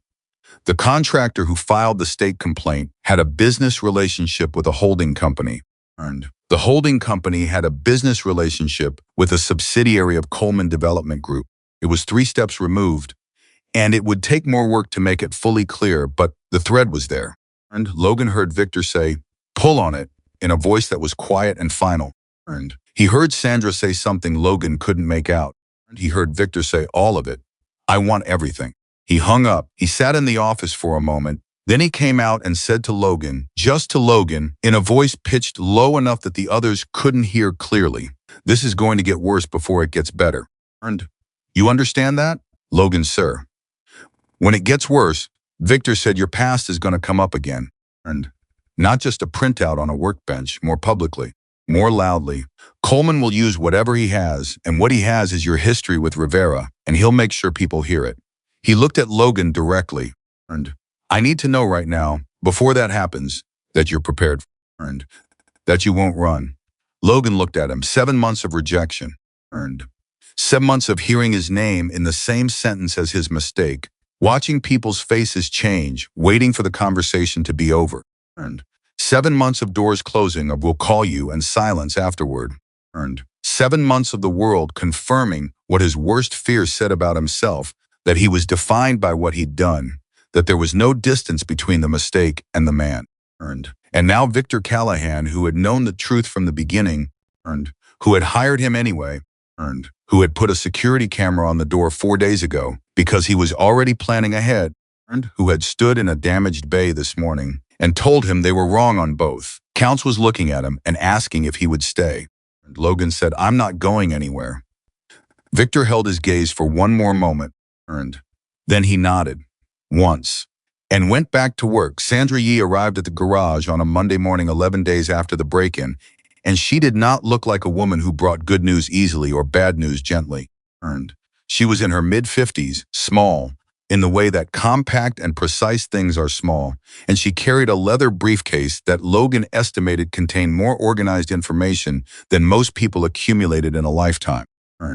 She had been the garage's attorney for over 15 years, which meant she had seen the garage at its steadiest and at its most threatened, and she had developed over those years the particular expression of a person who has learned to present facts without letting her face prejudge the reaction. She sat down across from Victor at the desk.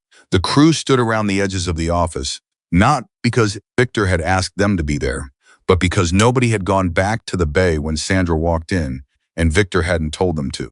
That itself was communication. This was a meeting for all of them. Sandra opened her briefcase and set 3 folders on the desk. She said, "I'm going to tell you what we know, what we can prove, and what we still need. And then I'm going to tell you what I think Coleman is going to do next, because I've been watching this pattern for 2 weeks, and I think I know where it's going."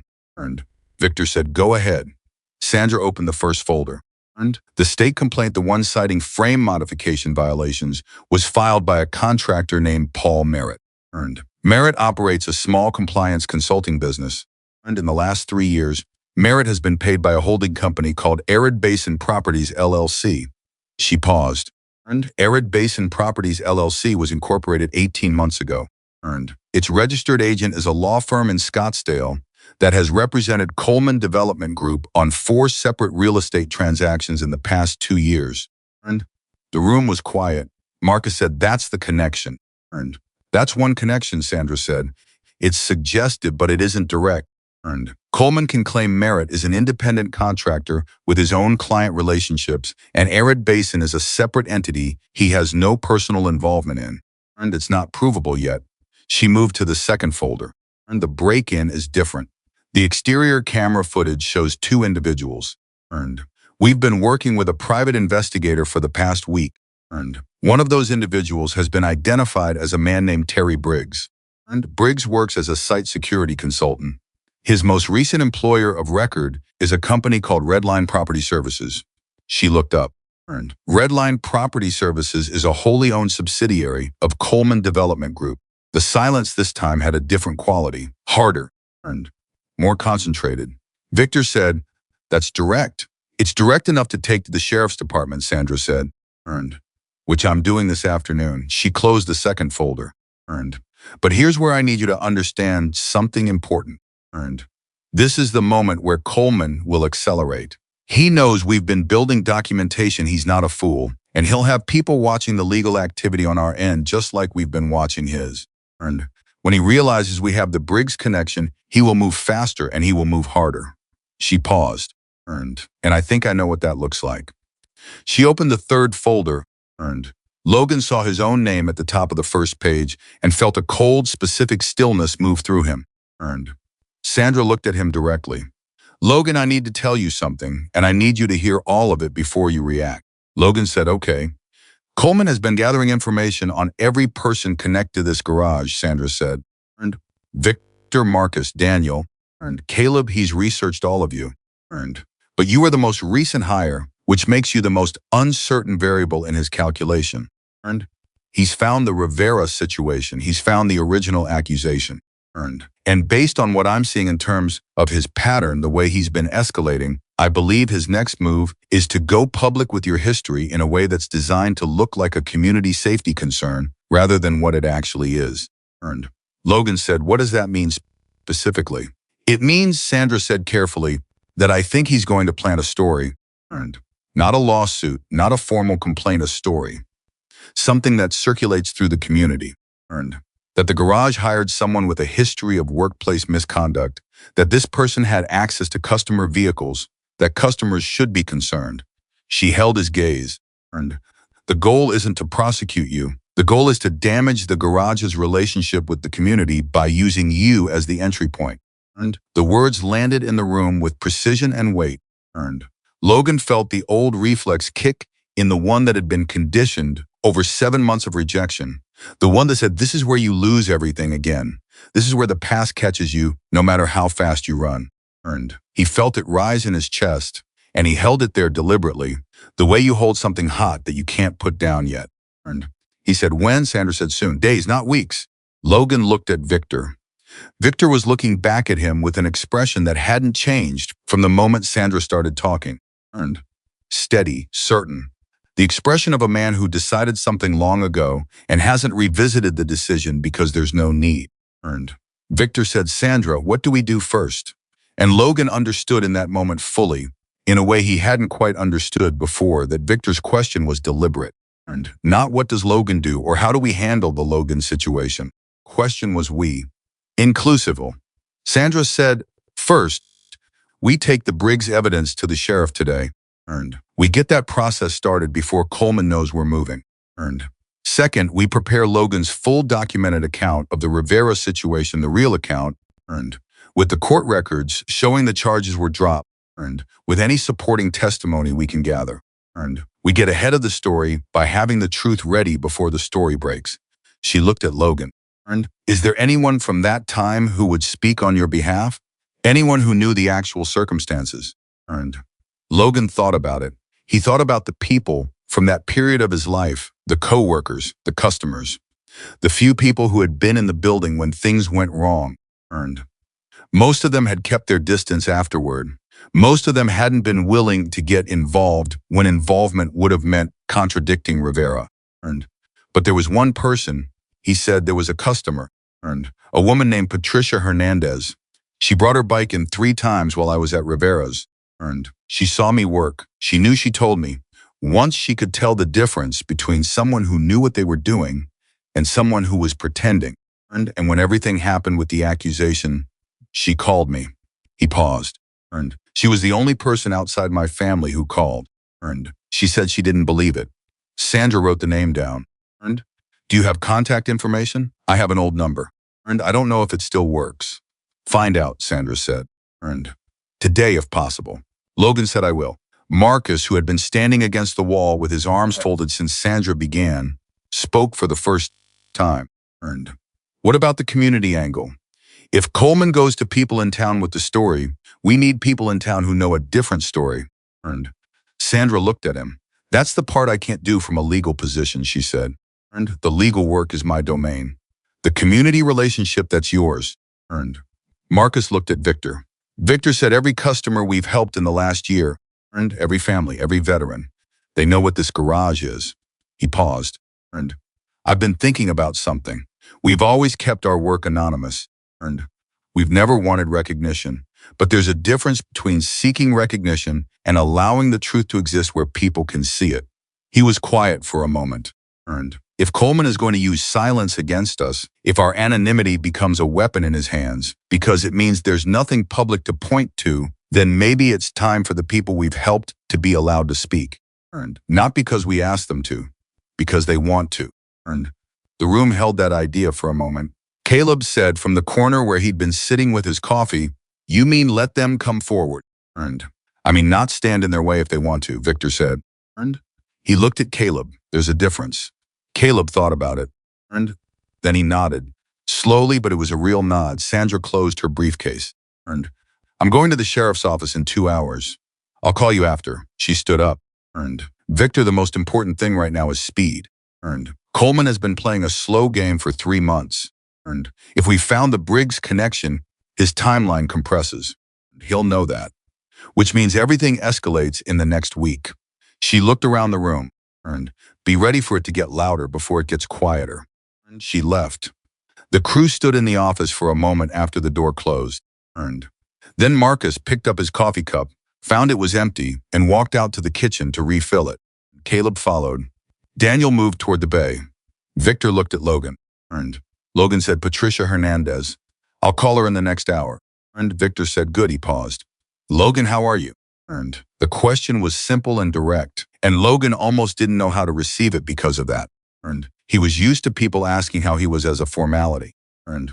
Victor asked it as a real question with the expectation of a real answer. Earned. Logan said, scared. A little. But not the way I was scared before. He thought about how to explain the difference. Earned. Before, the fear was about being alone in it, about having a story told about me that I couldn't fight because nobody would stand next to me while I was fighting it. He paused. Earned. This time the fear is just about the fight itself. Not about being abandoned in it. Victor was quiet for a moment. Then he said, "That's the difference this place makes." And he said it simply. Not with pride, not with sentiment. Just as a fact. Logan nodded. He went to make his phone call. Patricia Hernandez answered on the third ring. Her voice was the same as he remembered, warm, slightly businesslike, the voice of a woman who was always doing three things and had learned to be efficient with her attention. When Logan said his name, she went quiet for a second, and then she said, "Logan Hayes." How long has it been? 3 years almost, Logan said. Where are you working, he told her. There was a pause. Then she said, "The Hells Angels garage on Route 9. Yes, ma'am. Another pause, shorter. Are you okay there? He said, "Better than I've been anywhere. But we have a problem. And your name came to me as someone who might be willing to help." He explained the situation. He was direct and factual. The way he'd learned to be in this building, no embellishment. No self-pity. Just the shape of what was happening and what was needed. Patricia listened without interrupting, which was something he'd always respected about her.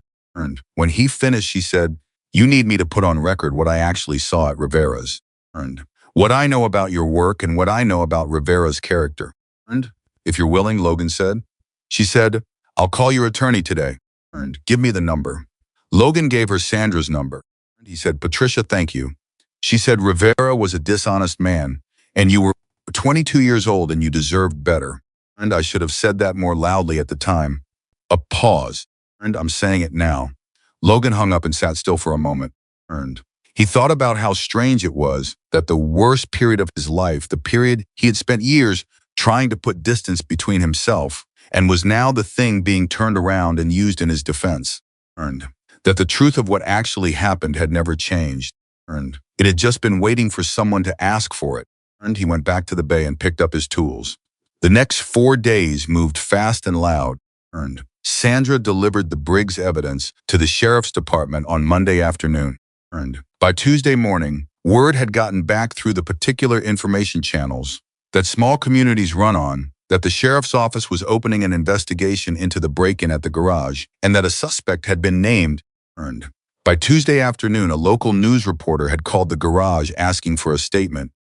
Victor took the call himself. He said 3 sentences. The garage had experienced vandalism.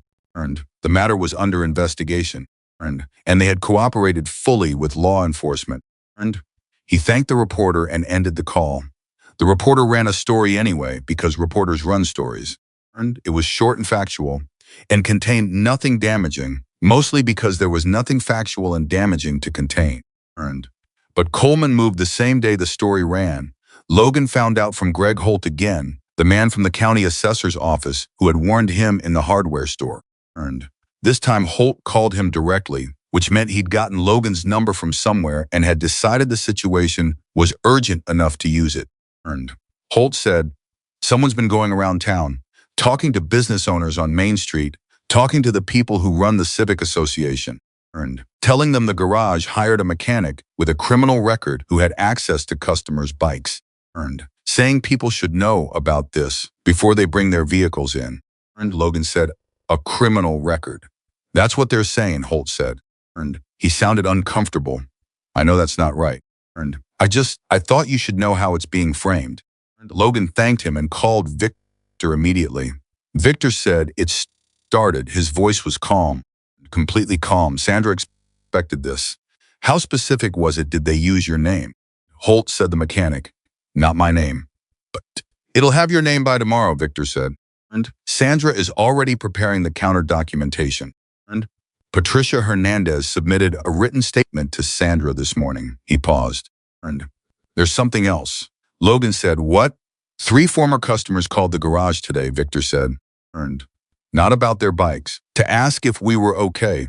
They'd heard the rumors and they wanted us to know they didn't believe them. He was quiet for a moment. "I didn't ask them to call, Logan. They just called." Logan stood with his phone in his hand and let that fact exist for a moment. 3 people who had heard the rumors and called not to distance themselves but to say we know better. 3 people for whom the years of quiet, anonymous, consistent work had built something that a rumor couldn't immediately undo. He said, "Victor, What about the older customers, the veterans, the people who've been coming here for years? Do they know what's happening? And Victor said, some of them will by now. That's a small community.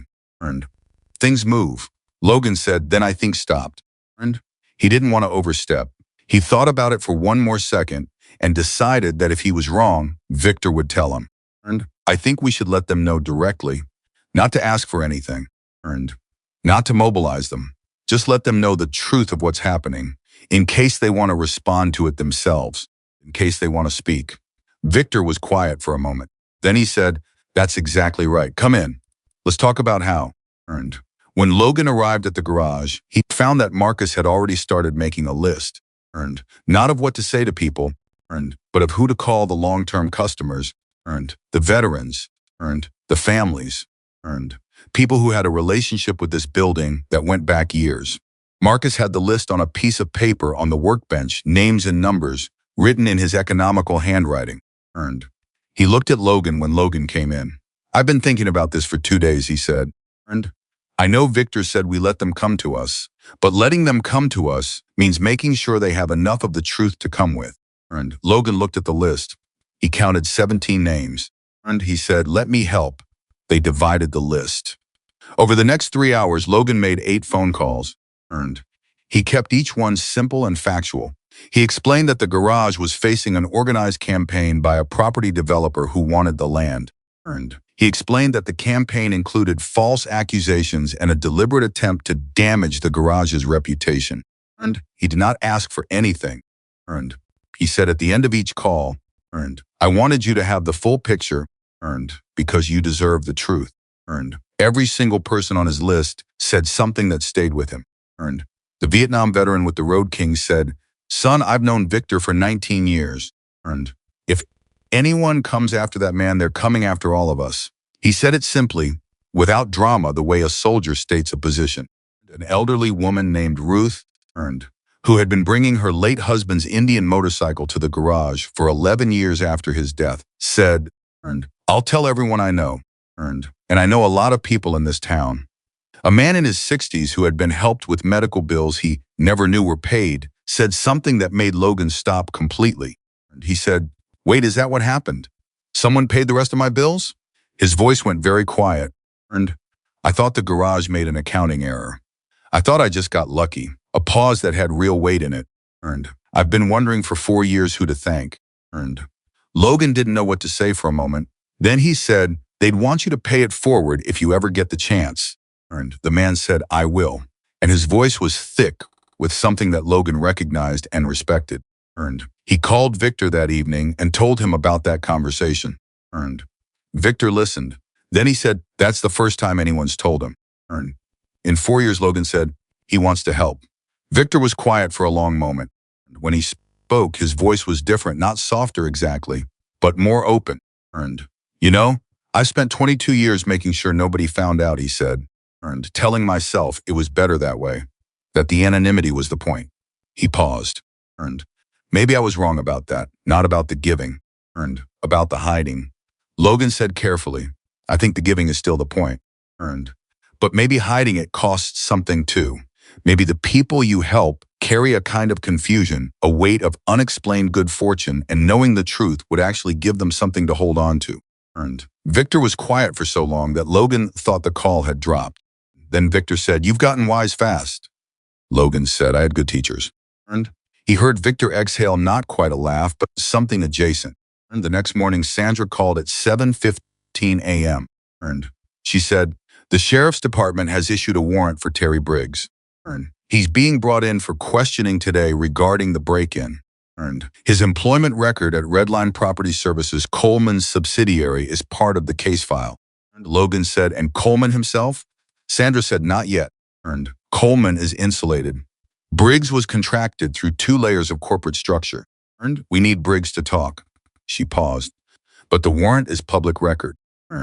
Which means by this afternoon, this community is going to know that the break-in at the garage was conducted by an employee of Coleman's company. The news moved through Red Hollow faster than Victor or Sandra could have managed intentionally. Logan watched it happen in real-time text messages forwarding to the garage's number, a second call from the local reporter who was now significantly more interested, a call from the editor of the local paper asking for an interview with Victor. And Victor declined the interview. He said, "Let the facts speak." But the facts were speaking loud enough.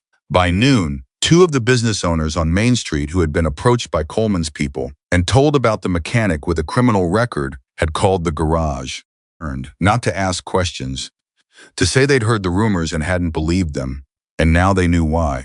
The Civic Association president called Victor directly. She said she'd been contacted by Coleman's representatives twice in the past month. She said the approach had felt wrong from the beginning. She said she wanted the garage to know she was available to make a public statement if it would help. Victor said, "Thank you. We'll let you know." He hung up and sat in the office for a moment. Logan was in the doorway. Victor said, 22 years of keeping our heads down, doing the work without asking for notice. And in 4 days, the community we served shows up. He shook his head, not with disbelief, but with something more complex.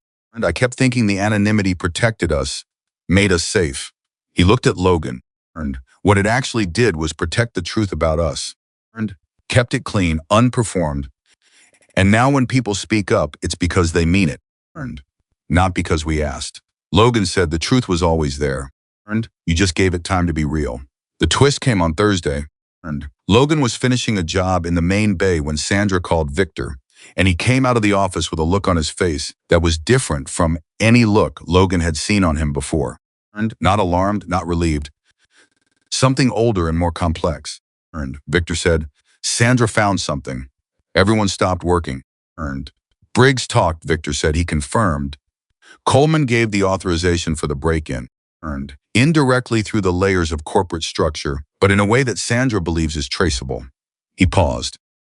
He also told the investigators something else. The room waited. The two complaints, the licensing complaint and the state filing about frame modifications, both came from Coleman's instruction. Merritt was paid through Arid Basin, which is Coleman's vehicle. The paper trail is solid now. He paused again, and the person who identified which bench was Logan's, who gave Coleman's people the interior layout of the garage, was a man who came in 6 weeks ago. A man who said he was interested in bringing a bike in for restoration work. Logan said, the man with the heritage softail, he'd thought about that man 3 times in the past 2 weeks without being able to articulate why. The man had spent 20 minutes in the bay, asking questions about the restoration process, detailed questions, but the wrong kind of detailed. Not the questions a man asks when he's trying to decide whether he trusts you with his bike. The questions a man asks when he's trying to understand how the space is organized. Victor looked at him. You remember him. Something was off, Logan said. I didn't know what. He never scheduled the work. He thought about it. I should have said something. Victor shook his head. You had no reason to act on a feeling like that. You'd been here 6 weeks. He paused. But now you know what that feeling means. And you'll know it faster next time. Logan nodded. The documentation, the complaints, the break-in, the connection to Coleman through Briggs, the connection to Merritt through Arid Basin, the interior intelligence gathered by the man with the heritage softail was delivered to the sheriff's department in a comprehensive package that Sandra had been building for 2 weeks. The package also included Patricia Hernandez's written statement regarding Logan's character and competence. The court records showing the charges from the Rivera situation had been dropped, and 6 additional written statements from former customers and community members who had interacted with the garage over the years and wished to speak to its character. 6 statements, gathered without being asked for, offered without prompting, written by people who had decided the truth was worth their signature. Logan read them all. One of them was from Ruth, the woman who had been bringing her late husband's Indian to the garage for 11 years. She wrote in handwriting that was careful and deliberate. This garage has given me 11 years of kindness when it would have been easier to turn me away. I am 73 years old and I know the difference between people who do good for appearances and people who do good because they are good. These are the latter. I would stake my name on it, and I do. Logan set that one down and held the feeling it produced something warm and painful at the same time, the feeling of being seen accurately by someone who had no obligation to see you at all. The sheriff's department opened a formal investigation into Coleman Development Group. The property deal that Coleman had been structuring, the retail complex that required the garage's land, fell apart within a week. Three of his development partners pulled out, citing the ongoing investigation. The Scottsdale law firm that had been his registered agent for arid basin properties issued a statement that they were reviewing their relationship with the holding company. Coleman's public response was measured and lawyered. He denied direct involvement. He cited the corporate structures. He said the actions of contractors were not the responsibility of the parent company. Nobody in Red Hollow believed him, not because the people of Red Hollow were particularly wise about corporate malfeasance, but because Ruth and the Vietnam veteran and the man who had learned for the first time that his medical bills had been paid 4 years ago were talking to their neighbors. Because Greg Holt at the county assessor's office was telling the people he worked with what he knew. Because the Civic Association president had made her public statement after all, without being asked, because she decided the facts warranted it. The day the investigation became public record, something happened at the garage that Logan did not expect and would never forget. A line of motorcycles came down Route 9. Not a confrontation. Not a demonstration. 7 motorcycles. Their riders, men and women Logan had seen in the garage at various points. Customers. Former customers. People who had heard and decided to respond in the most direct way available to them. They parked in the lot. They came in. They didn't say much. They shook Victor's hand. And Marcus's. And Caleb's. And Daniel's. One of them, a man in his 60s with a gray beard and a Vietnam veteran's jacket, shook Logan's hand and said, "You're the new one." "I am," Logan said. "Victor told me about you," the man said. "Not details, just that you were someone who needed a chance and had the sense to take one." He held Logan's hand for a moment. "Good man who makes a mistake and fixes it is worth 10 men who never made one." "Remember that," Logan said. "I will." The man nodded.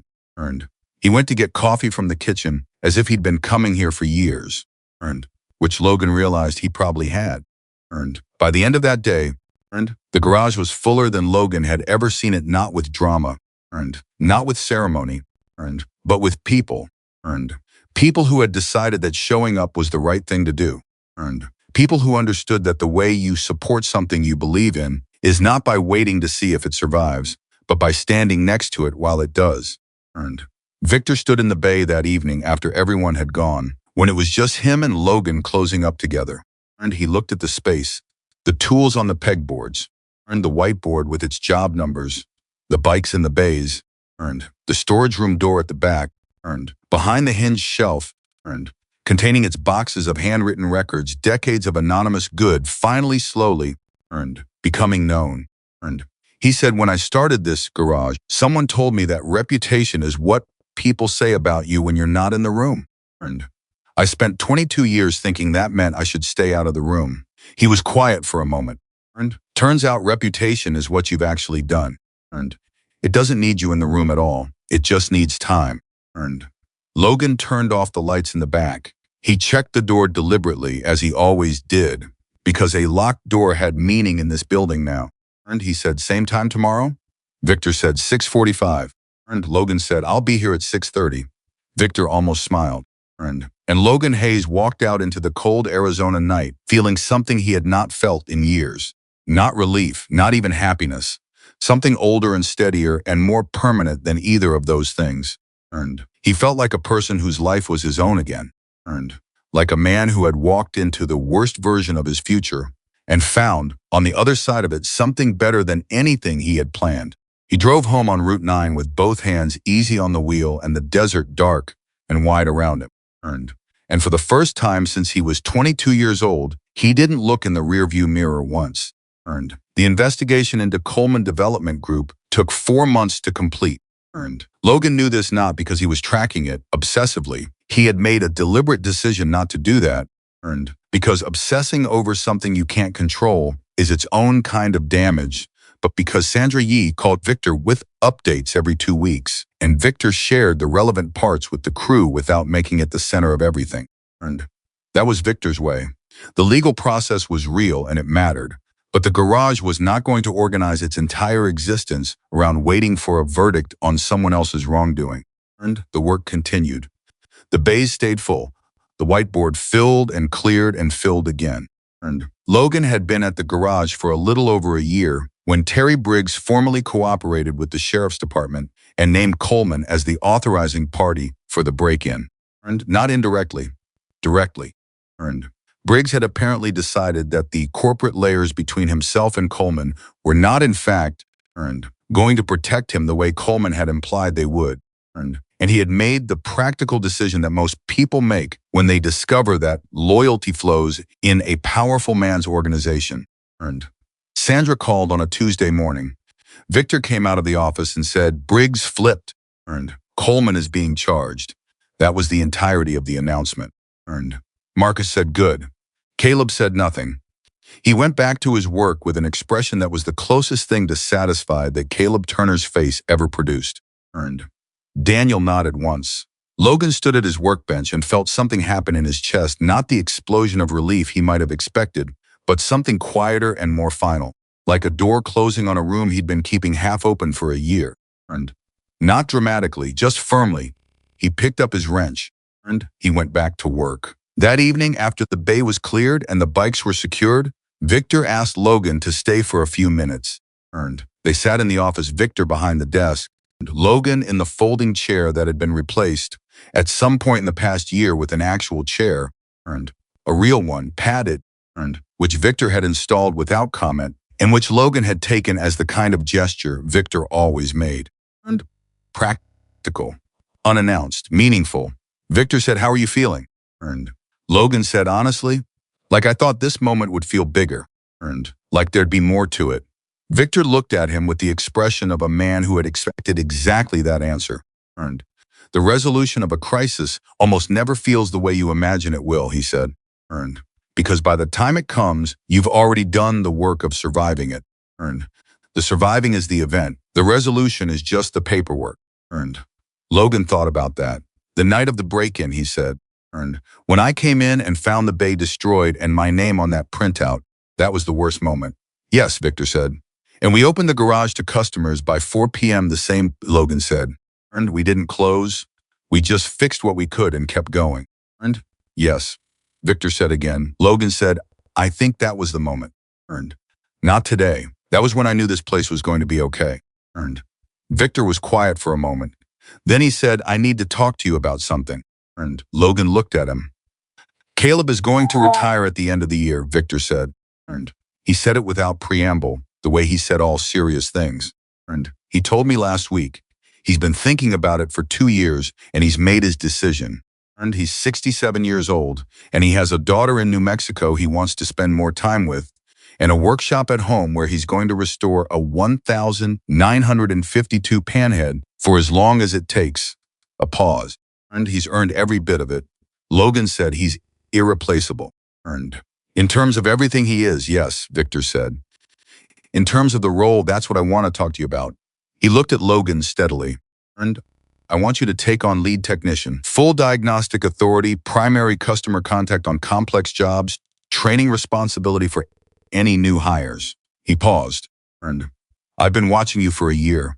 I've watched you grow into this place in a way I don't always get to see. This isn't me doing you a favor. This is me putting the right person in the right position because the garage needs it. Logan sat with that for a moment. He thought about the morning he had arrived here, soaked through, hands shaking, no answer to a question about whether he wanted a paycheck or a second chance. He thought about the first week when his hands were relearning their calluses. He thought about Caleb handing him a wrench and saying, "Let's see what you've got." He thought about Marcus saying, "Your past isn't a liability here." He thought about Daniel and the light left on for someone else. He said, "I want to do it right." Victor said, "I know. That's why I'm asking you." Logan, yes. Victor said, "Good. We'll transition over the next 3 months with Caleb, still here to hand things off properly." He paused. And Logan, I want you involved in the next hire. And when we bring someone new in, I want your read on them. And Logan looked at him. Why? Victor said, because you know what it looks like from the other side of that desk. And you know what it feels like to come in here desperate and uncertain and hoping someone will see past the surface. That knowledge, he paused. That's not a small thing. And that's the thing that makes you the right person to be part of who we let through that door. And Logan didn't have an immediate response to that. He drove home that night thinking about the folding chair that had become a real chair.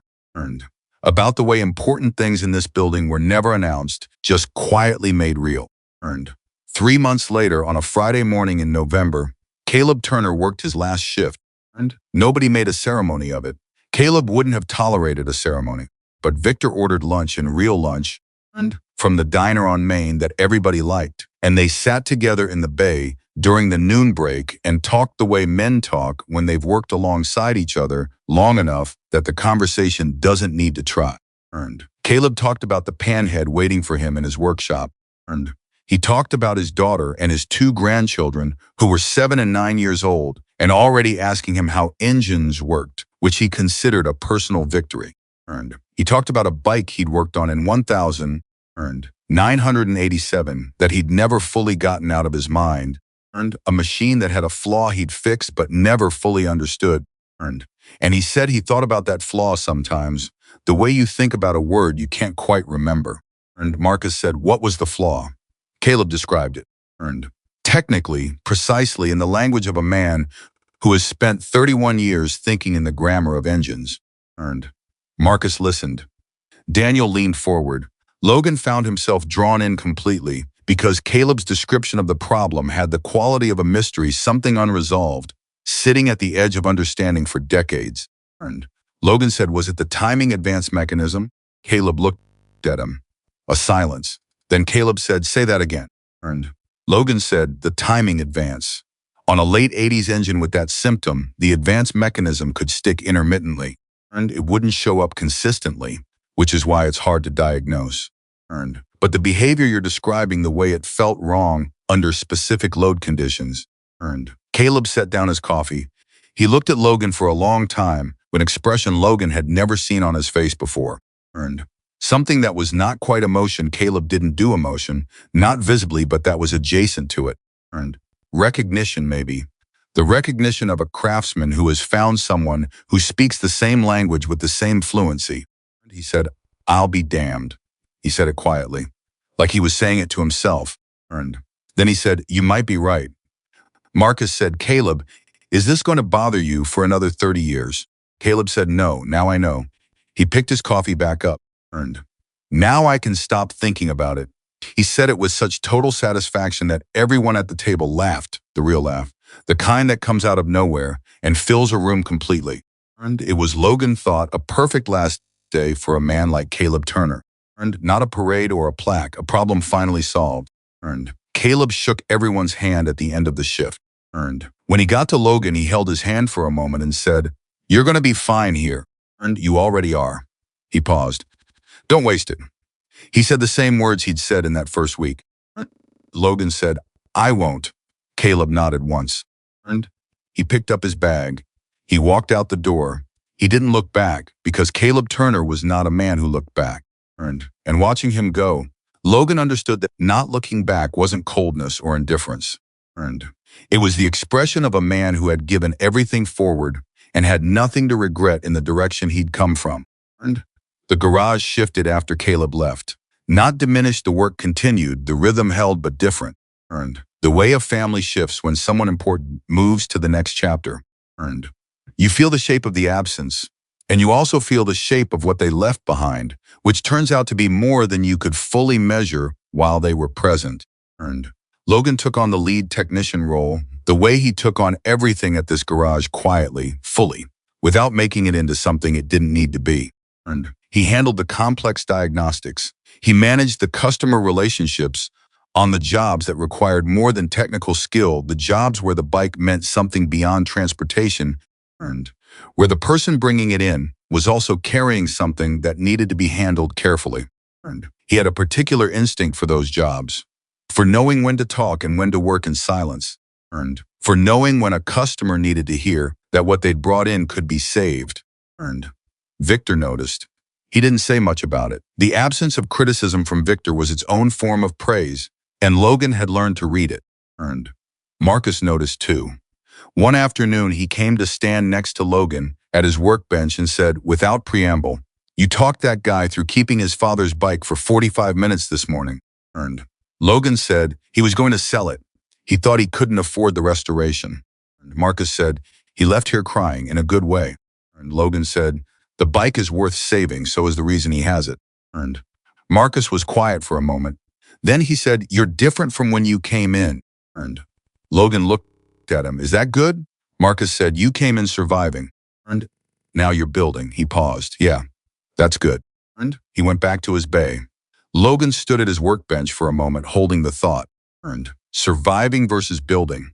The difference between those two things was exactly the distance between who he'd been on a rainy morning 14 months ago and who he was standing in this bay right now. The morning Evan Carter walked through the door, Logan almost didn't recognize the moment for what it was. It was a Thursday in January, cold and clear. Logan was running the opening. Victor had a meeting with Sandra regarding the final disposition of the Coleman case, which was moving through the legal process with the slow deliberateness of all legal processes, and Marcus and Daniel were already in the bay when the side door opened.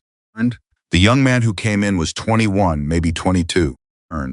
He was wearing a jacket that wasn't warm enough for the weather and boots that had seen better years, and he held himself in the specific way of someone who has been told no enough times that their body has learned to pre-apologize for whatever they're about to ask. Logan recognized that posture with a clarity that went straight to the bone. He had stood in a doorway with that exact posture 14 months ago. The young man said, "I'm looking for work. I heard you had a mechanic position." They didn't have a mechanic position open. Victor hadn't posted anything. Logan didn't know where the young man had heard it. He said, "What's your name?" "Evan," the young man said. "Evan Carter." Logan looked at him. He took in the details the way Victor had taken in his details on that first morning carefully, without staring, reading the information that a person's presence contains if you know how to receive it. Evan Carter was trying hard to look competent and was succeeding about 60% of the way there, which was better than most people in his situation managed. His hands were the hands of someone who had worked with them. His eyes were the eyes of someone who was scared but hadn't given up. The scared but not given up combination was, Logan had come to understand, the most important thing to look for. Logan said, "Come in." Evan came in. He looked at the bay, the bikes, the tools, the organized space with the same kind of adjusting look. Logan remembered giving this place on his own first morning. The recalibration of someone who expected chaos and found order. Logan said, "Have you worked on motorcycles before?" Evan said, "Some, not professionally. My uncle had a shop when I was a kid and I spent summers there." He paused. "I know I don't have a lot of formal experience, but I know how to work and I know how to learn." Logan said, "What happened at your last job?" Something moved through Evan's face, the brief flash of a person deciding whether honesty is safe. It was the same calculation Logan had made 14 months ago across a desk from Victor Callahan. Logan watched him make it. Evan said, "I was let go. There was a situation." He stopped, started again. "I made a mistake and it cost me the job, and then it made it hard to get another one because the story got around before I could explain it." He looked at Logan directly when he said the last part, with the particular directness of someone who has decided that honesty is the only card worth playing. "I'm not going to pretend it didn't happen. It did. But it's not everything I am." Logan felt something move in his chest that was so familiar it was almost physical. He let the feeling exist for a moment. Then he said, "How old are you?" Logan nodded. "I'm 26, he said. "I've been here 14 months. Before this, I was rejected by every repair shop in the county for 7 months because of a mistake I made when I was 22 and a story that got around before the truth did." He watched Evan process. "I know exactly what you're describing." Evan stared at him. Logan said, "I'm not the owner. I'm the lead technician. So I can't hire you today. That decision is Victor's and he's not here right now." He paused. "But I want to ask you something." And I want you to answer honestly, not the way you think I want to hear. Evan nodded. Logan said, are you here because you need a paycheck or because you're ready to rebuild your life? And the question fell into the room with the full weight of everything it carried. And Logan heard it himself as he said it, heard Victor's voice in it, heard the rainy morning, and heard the folding chair and the shovel head on the workbench, and the question that had rearranged something fundamental in him before he even knew what he was agreeing to. And Evan Carter looked at him for a long moment. Then he said both. And I know that's complicated, but it's honest. Logan said that's the right answer.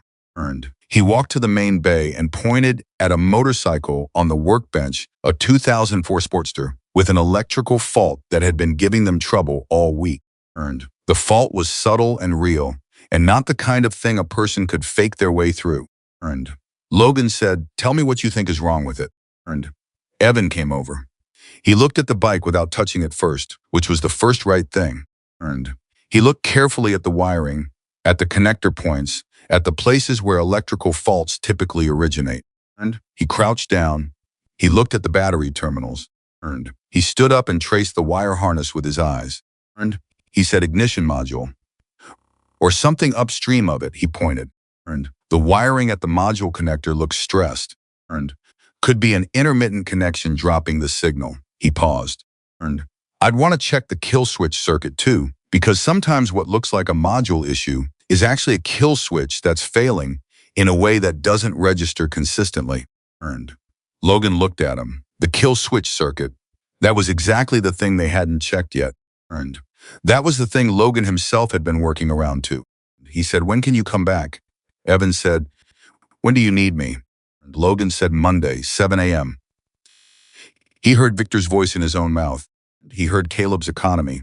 He heard Marcus's directness.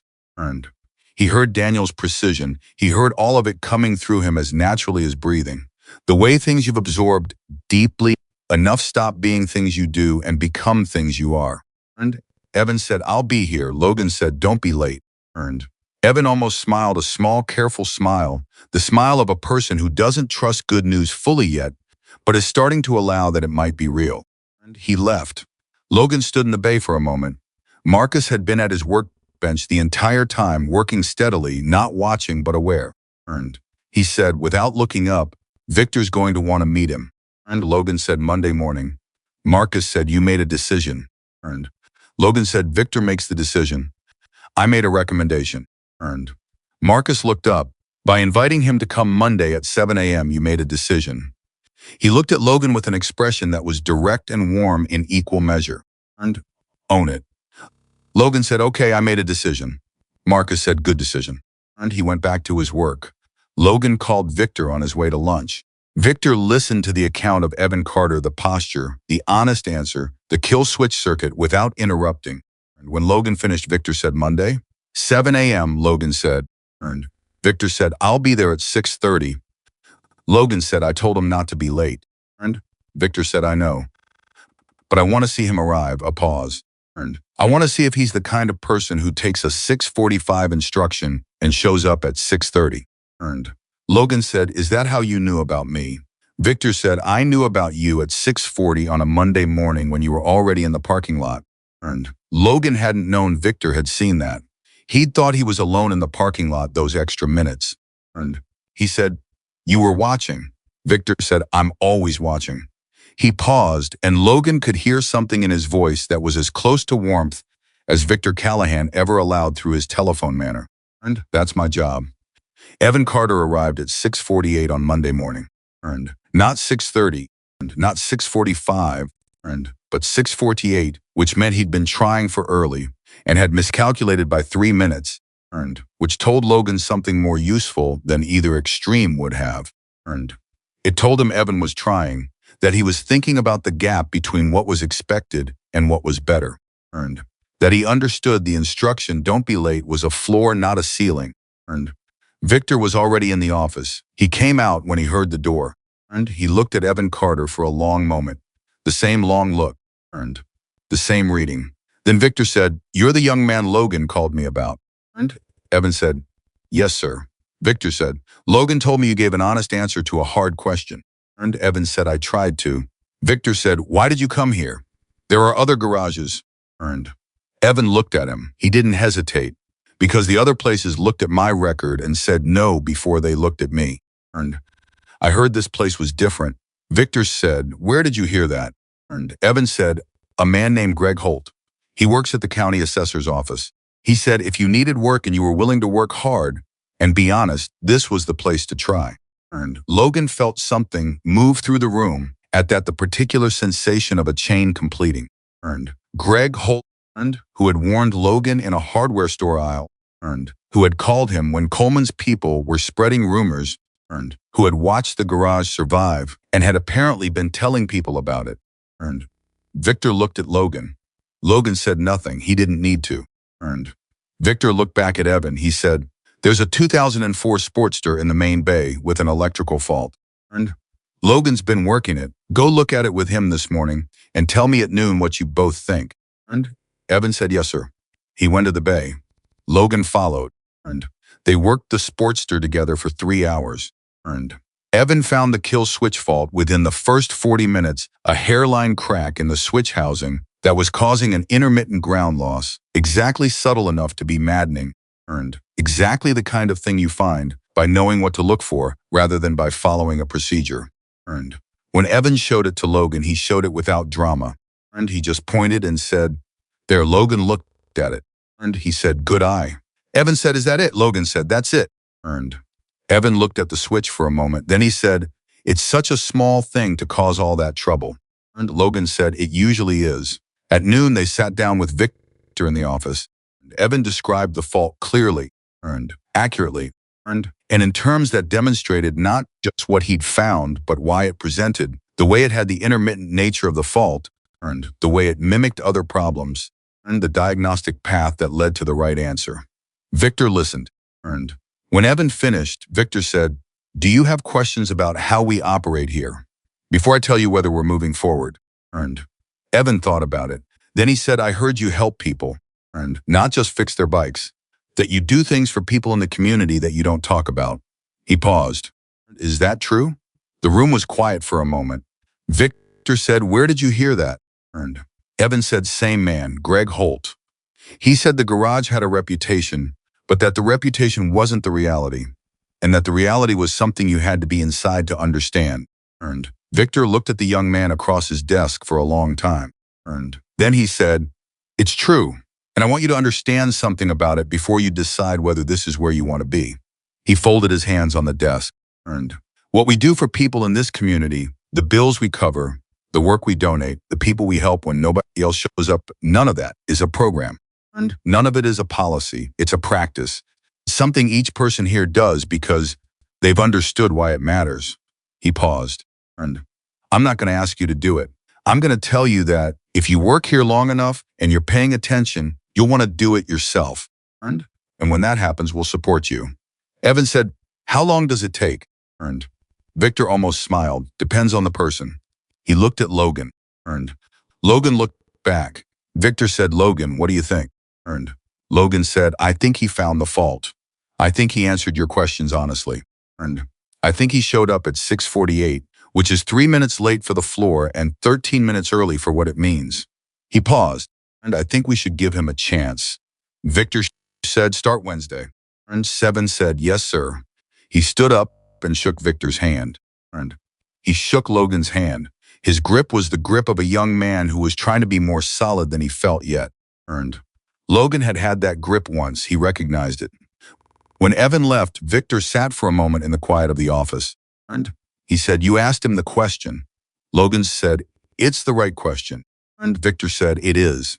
He paused. Do you know why it works? And Logan said, because it tells you what someone is reaching for.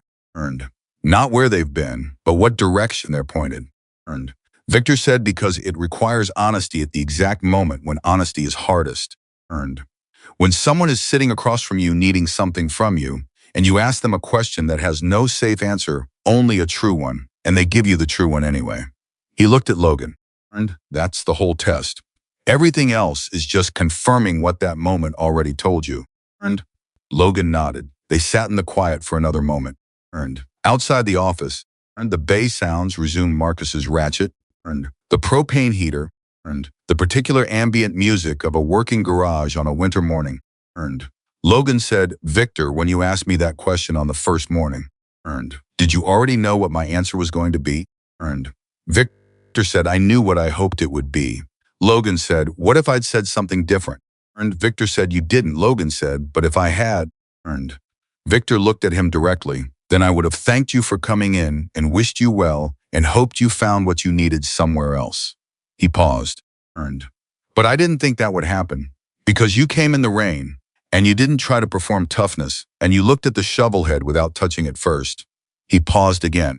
Earned. The question was a formality. Logan said, then why ask it? Earned. Victor said, because I needed you to hear yourself say the true thing out loud. Earned. People know their own truth before they say it, but they don't always know they know it. He held Logan's gaze. Earned. Saying it out loud makes it real, makes it something you can be held to. Earned. Logan thought about that. He thought about a rainy morning and a folding chair and a question that had felt enormous in the moment and now felt like the simplest thing in the world. Earned. He thought about what had been built in 14 months, not just the skills refined and the responsibilities taken on, but the actual structure of who he was now, different from who he had been. Earned. Not fixed of his past, not erased of it. Built beyond it in the way Victor had described 14 months ago, not erasing the past but constructing something stronger than it. Earned. He thought about Evan Carter walking out the door with a Wednesday start date and a grip that was trying to be more solid than he felt yet. Earned. He thought about what Wednesday morning would be like. Earned. What the first week would be like. What it would mean to be the person on the other side of that first week, the person who noticed the right things, who gave the right instruction at the right moment. Earned. Who understood what it felt like to come in desperate and have someone look past the desperation to what was underneath. Earned. He said, I want to be good at this part. The training, making sure whoever we bring in understands what this place is. Earned. Victor said, you already are. Logan said, I'm just starting. Victor said, most people never start. You started 14 months ago and you haven't stopped. He stood up, the meeting was over, the day was continuing, the bay was full of work. Earned. That's the whole job, Logan. Showing up and not stopping. Earned. Logan stood up. He walked out of the office and into the main bay, where Marcus was deep in the engine of a vintage FLH and Daniel was on the phone with a parts supplier, his voice low and precise. Earned. The propane heater hissed in the corner. The whiteboard had 8 job numbers on it. Earned. The tools were on the pegboards in the positions they were supposed to be in. Earned. Logan went to his workbench. He picked up his tools. Earned. He thought about the first morning, the rain, the sign, the door he almost didn't open. Earned. He thought about 41 days of nobody applying for a job that a desperate 25-year-old had finally walked through. Earned. He thought about the boxes in the back room, the handwritten paid, earned, anonymous in the margins of decades of receipts. Earned. He thought about the Vietnam veteran's Road King and the young woman's Honda, and the elderly man who had lived for 4 years not knowing his bills had been quietly covered by people who asked nothing in return. Earned. He thought about Marcus, who had come back from wars and found a place that needed what he'd learned in them. Earned. He thought about Caleb, earned, who was somewhere in New Mexico right now, earned, probably in his workshop with his hands in a 1,000, earned, 952 panhead engine, and a grandchild asking how something worked. Earned. He thought about Daniel, who had served time and served penance and found that the person he'd become on the other side of all of it was exactly the person this place needed.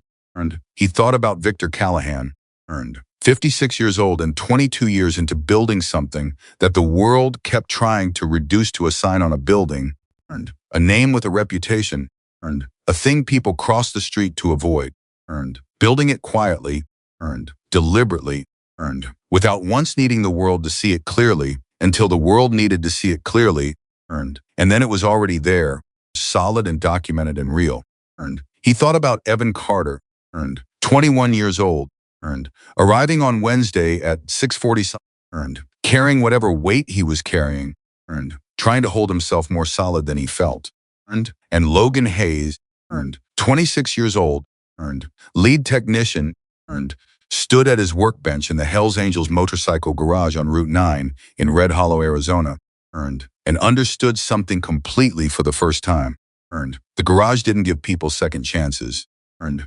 The garage gave people the first real chance most of them had ever had, the chance to be seen as what they actually were, not what they'd been accused of being, not what they'd been reduced to by someone else's story about them. Earned the chance to do honest work in the company of honest people and discover that the person you were afraid you might be permanently was not, in fact, who you were. Earned that it was a version of you that had made mistakes, as all versions of everyone do, and that mistakes are not the same as character unless you let them be. Earned the chance to build something stronger than the worst thing that ever happened to you. Earned on Wednesday morning, Evan Carter walked through the side door at 6:43. Earned 4 minutes early, Logan looked at him from across the bay. He said, "You're getting better?" Evan said, "I set 2 alarms. And Logan said, "Good." He nodded toward the workbench. And there's a 98 Road King with a primary chain issue. And tell me what you see. Evan walked over. He looked at the bike without touching it first. He crouched down. He stood up. He traced something with his eyes. And Logan watched him. And in the watching, felt the circle complete, not closing. Because circles that close stop moving, but completing its rotation and beginning again. The same motion that had brought him through the door, now carrying someone else through. The same question asked and answered in a new voice. The same work, the same walls, the same morning light coming through the same windows. The same chance handed forward. Because that was the only way a real chance ever survives, not by being kept, but by being given away.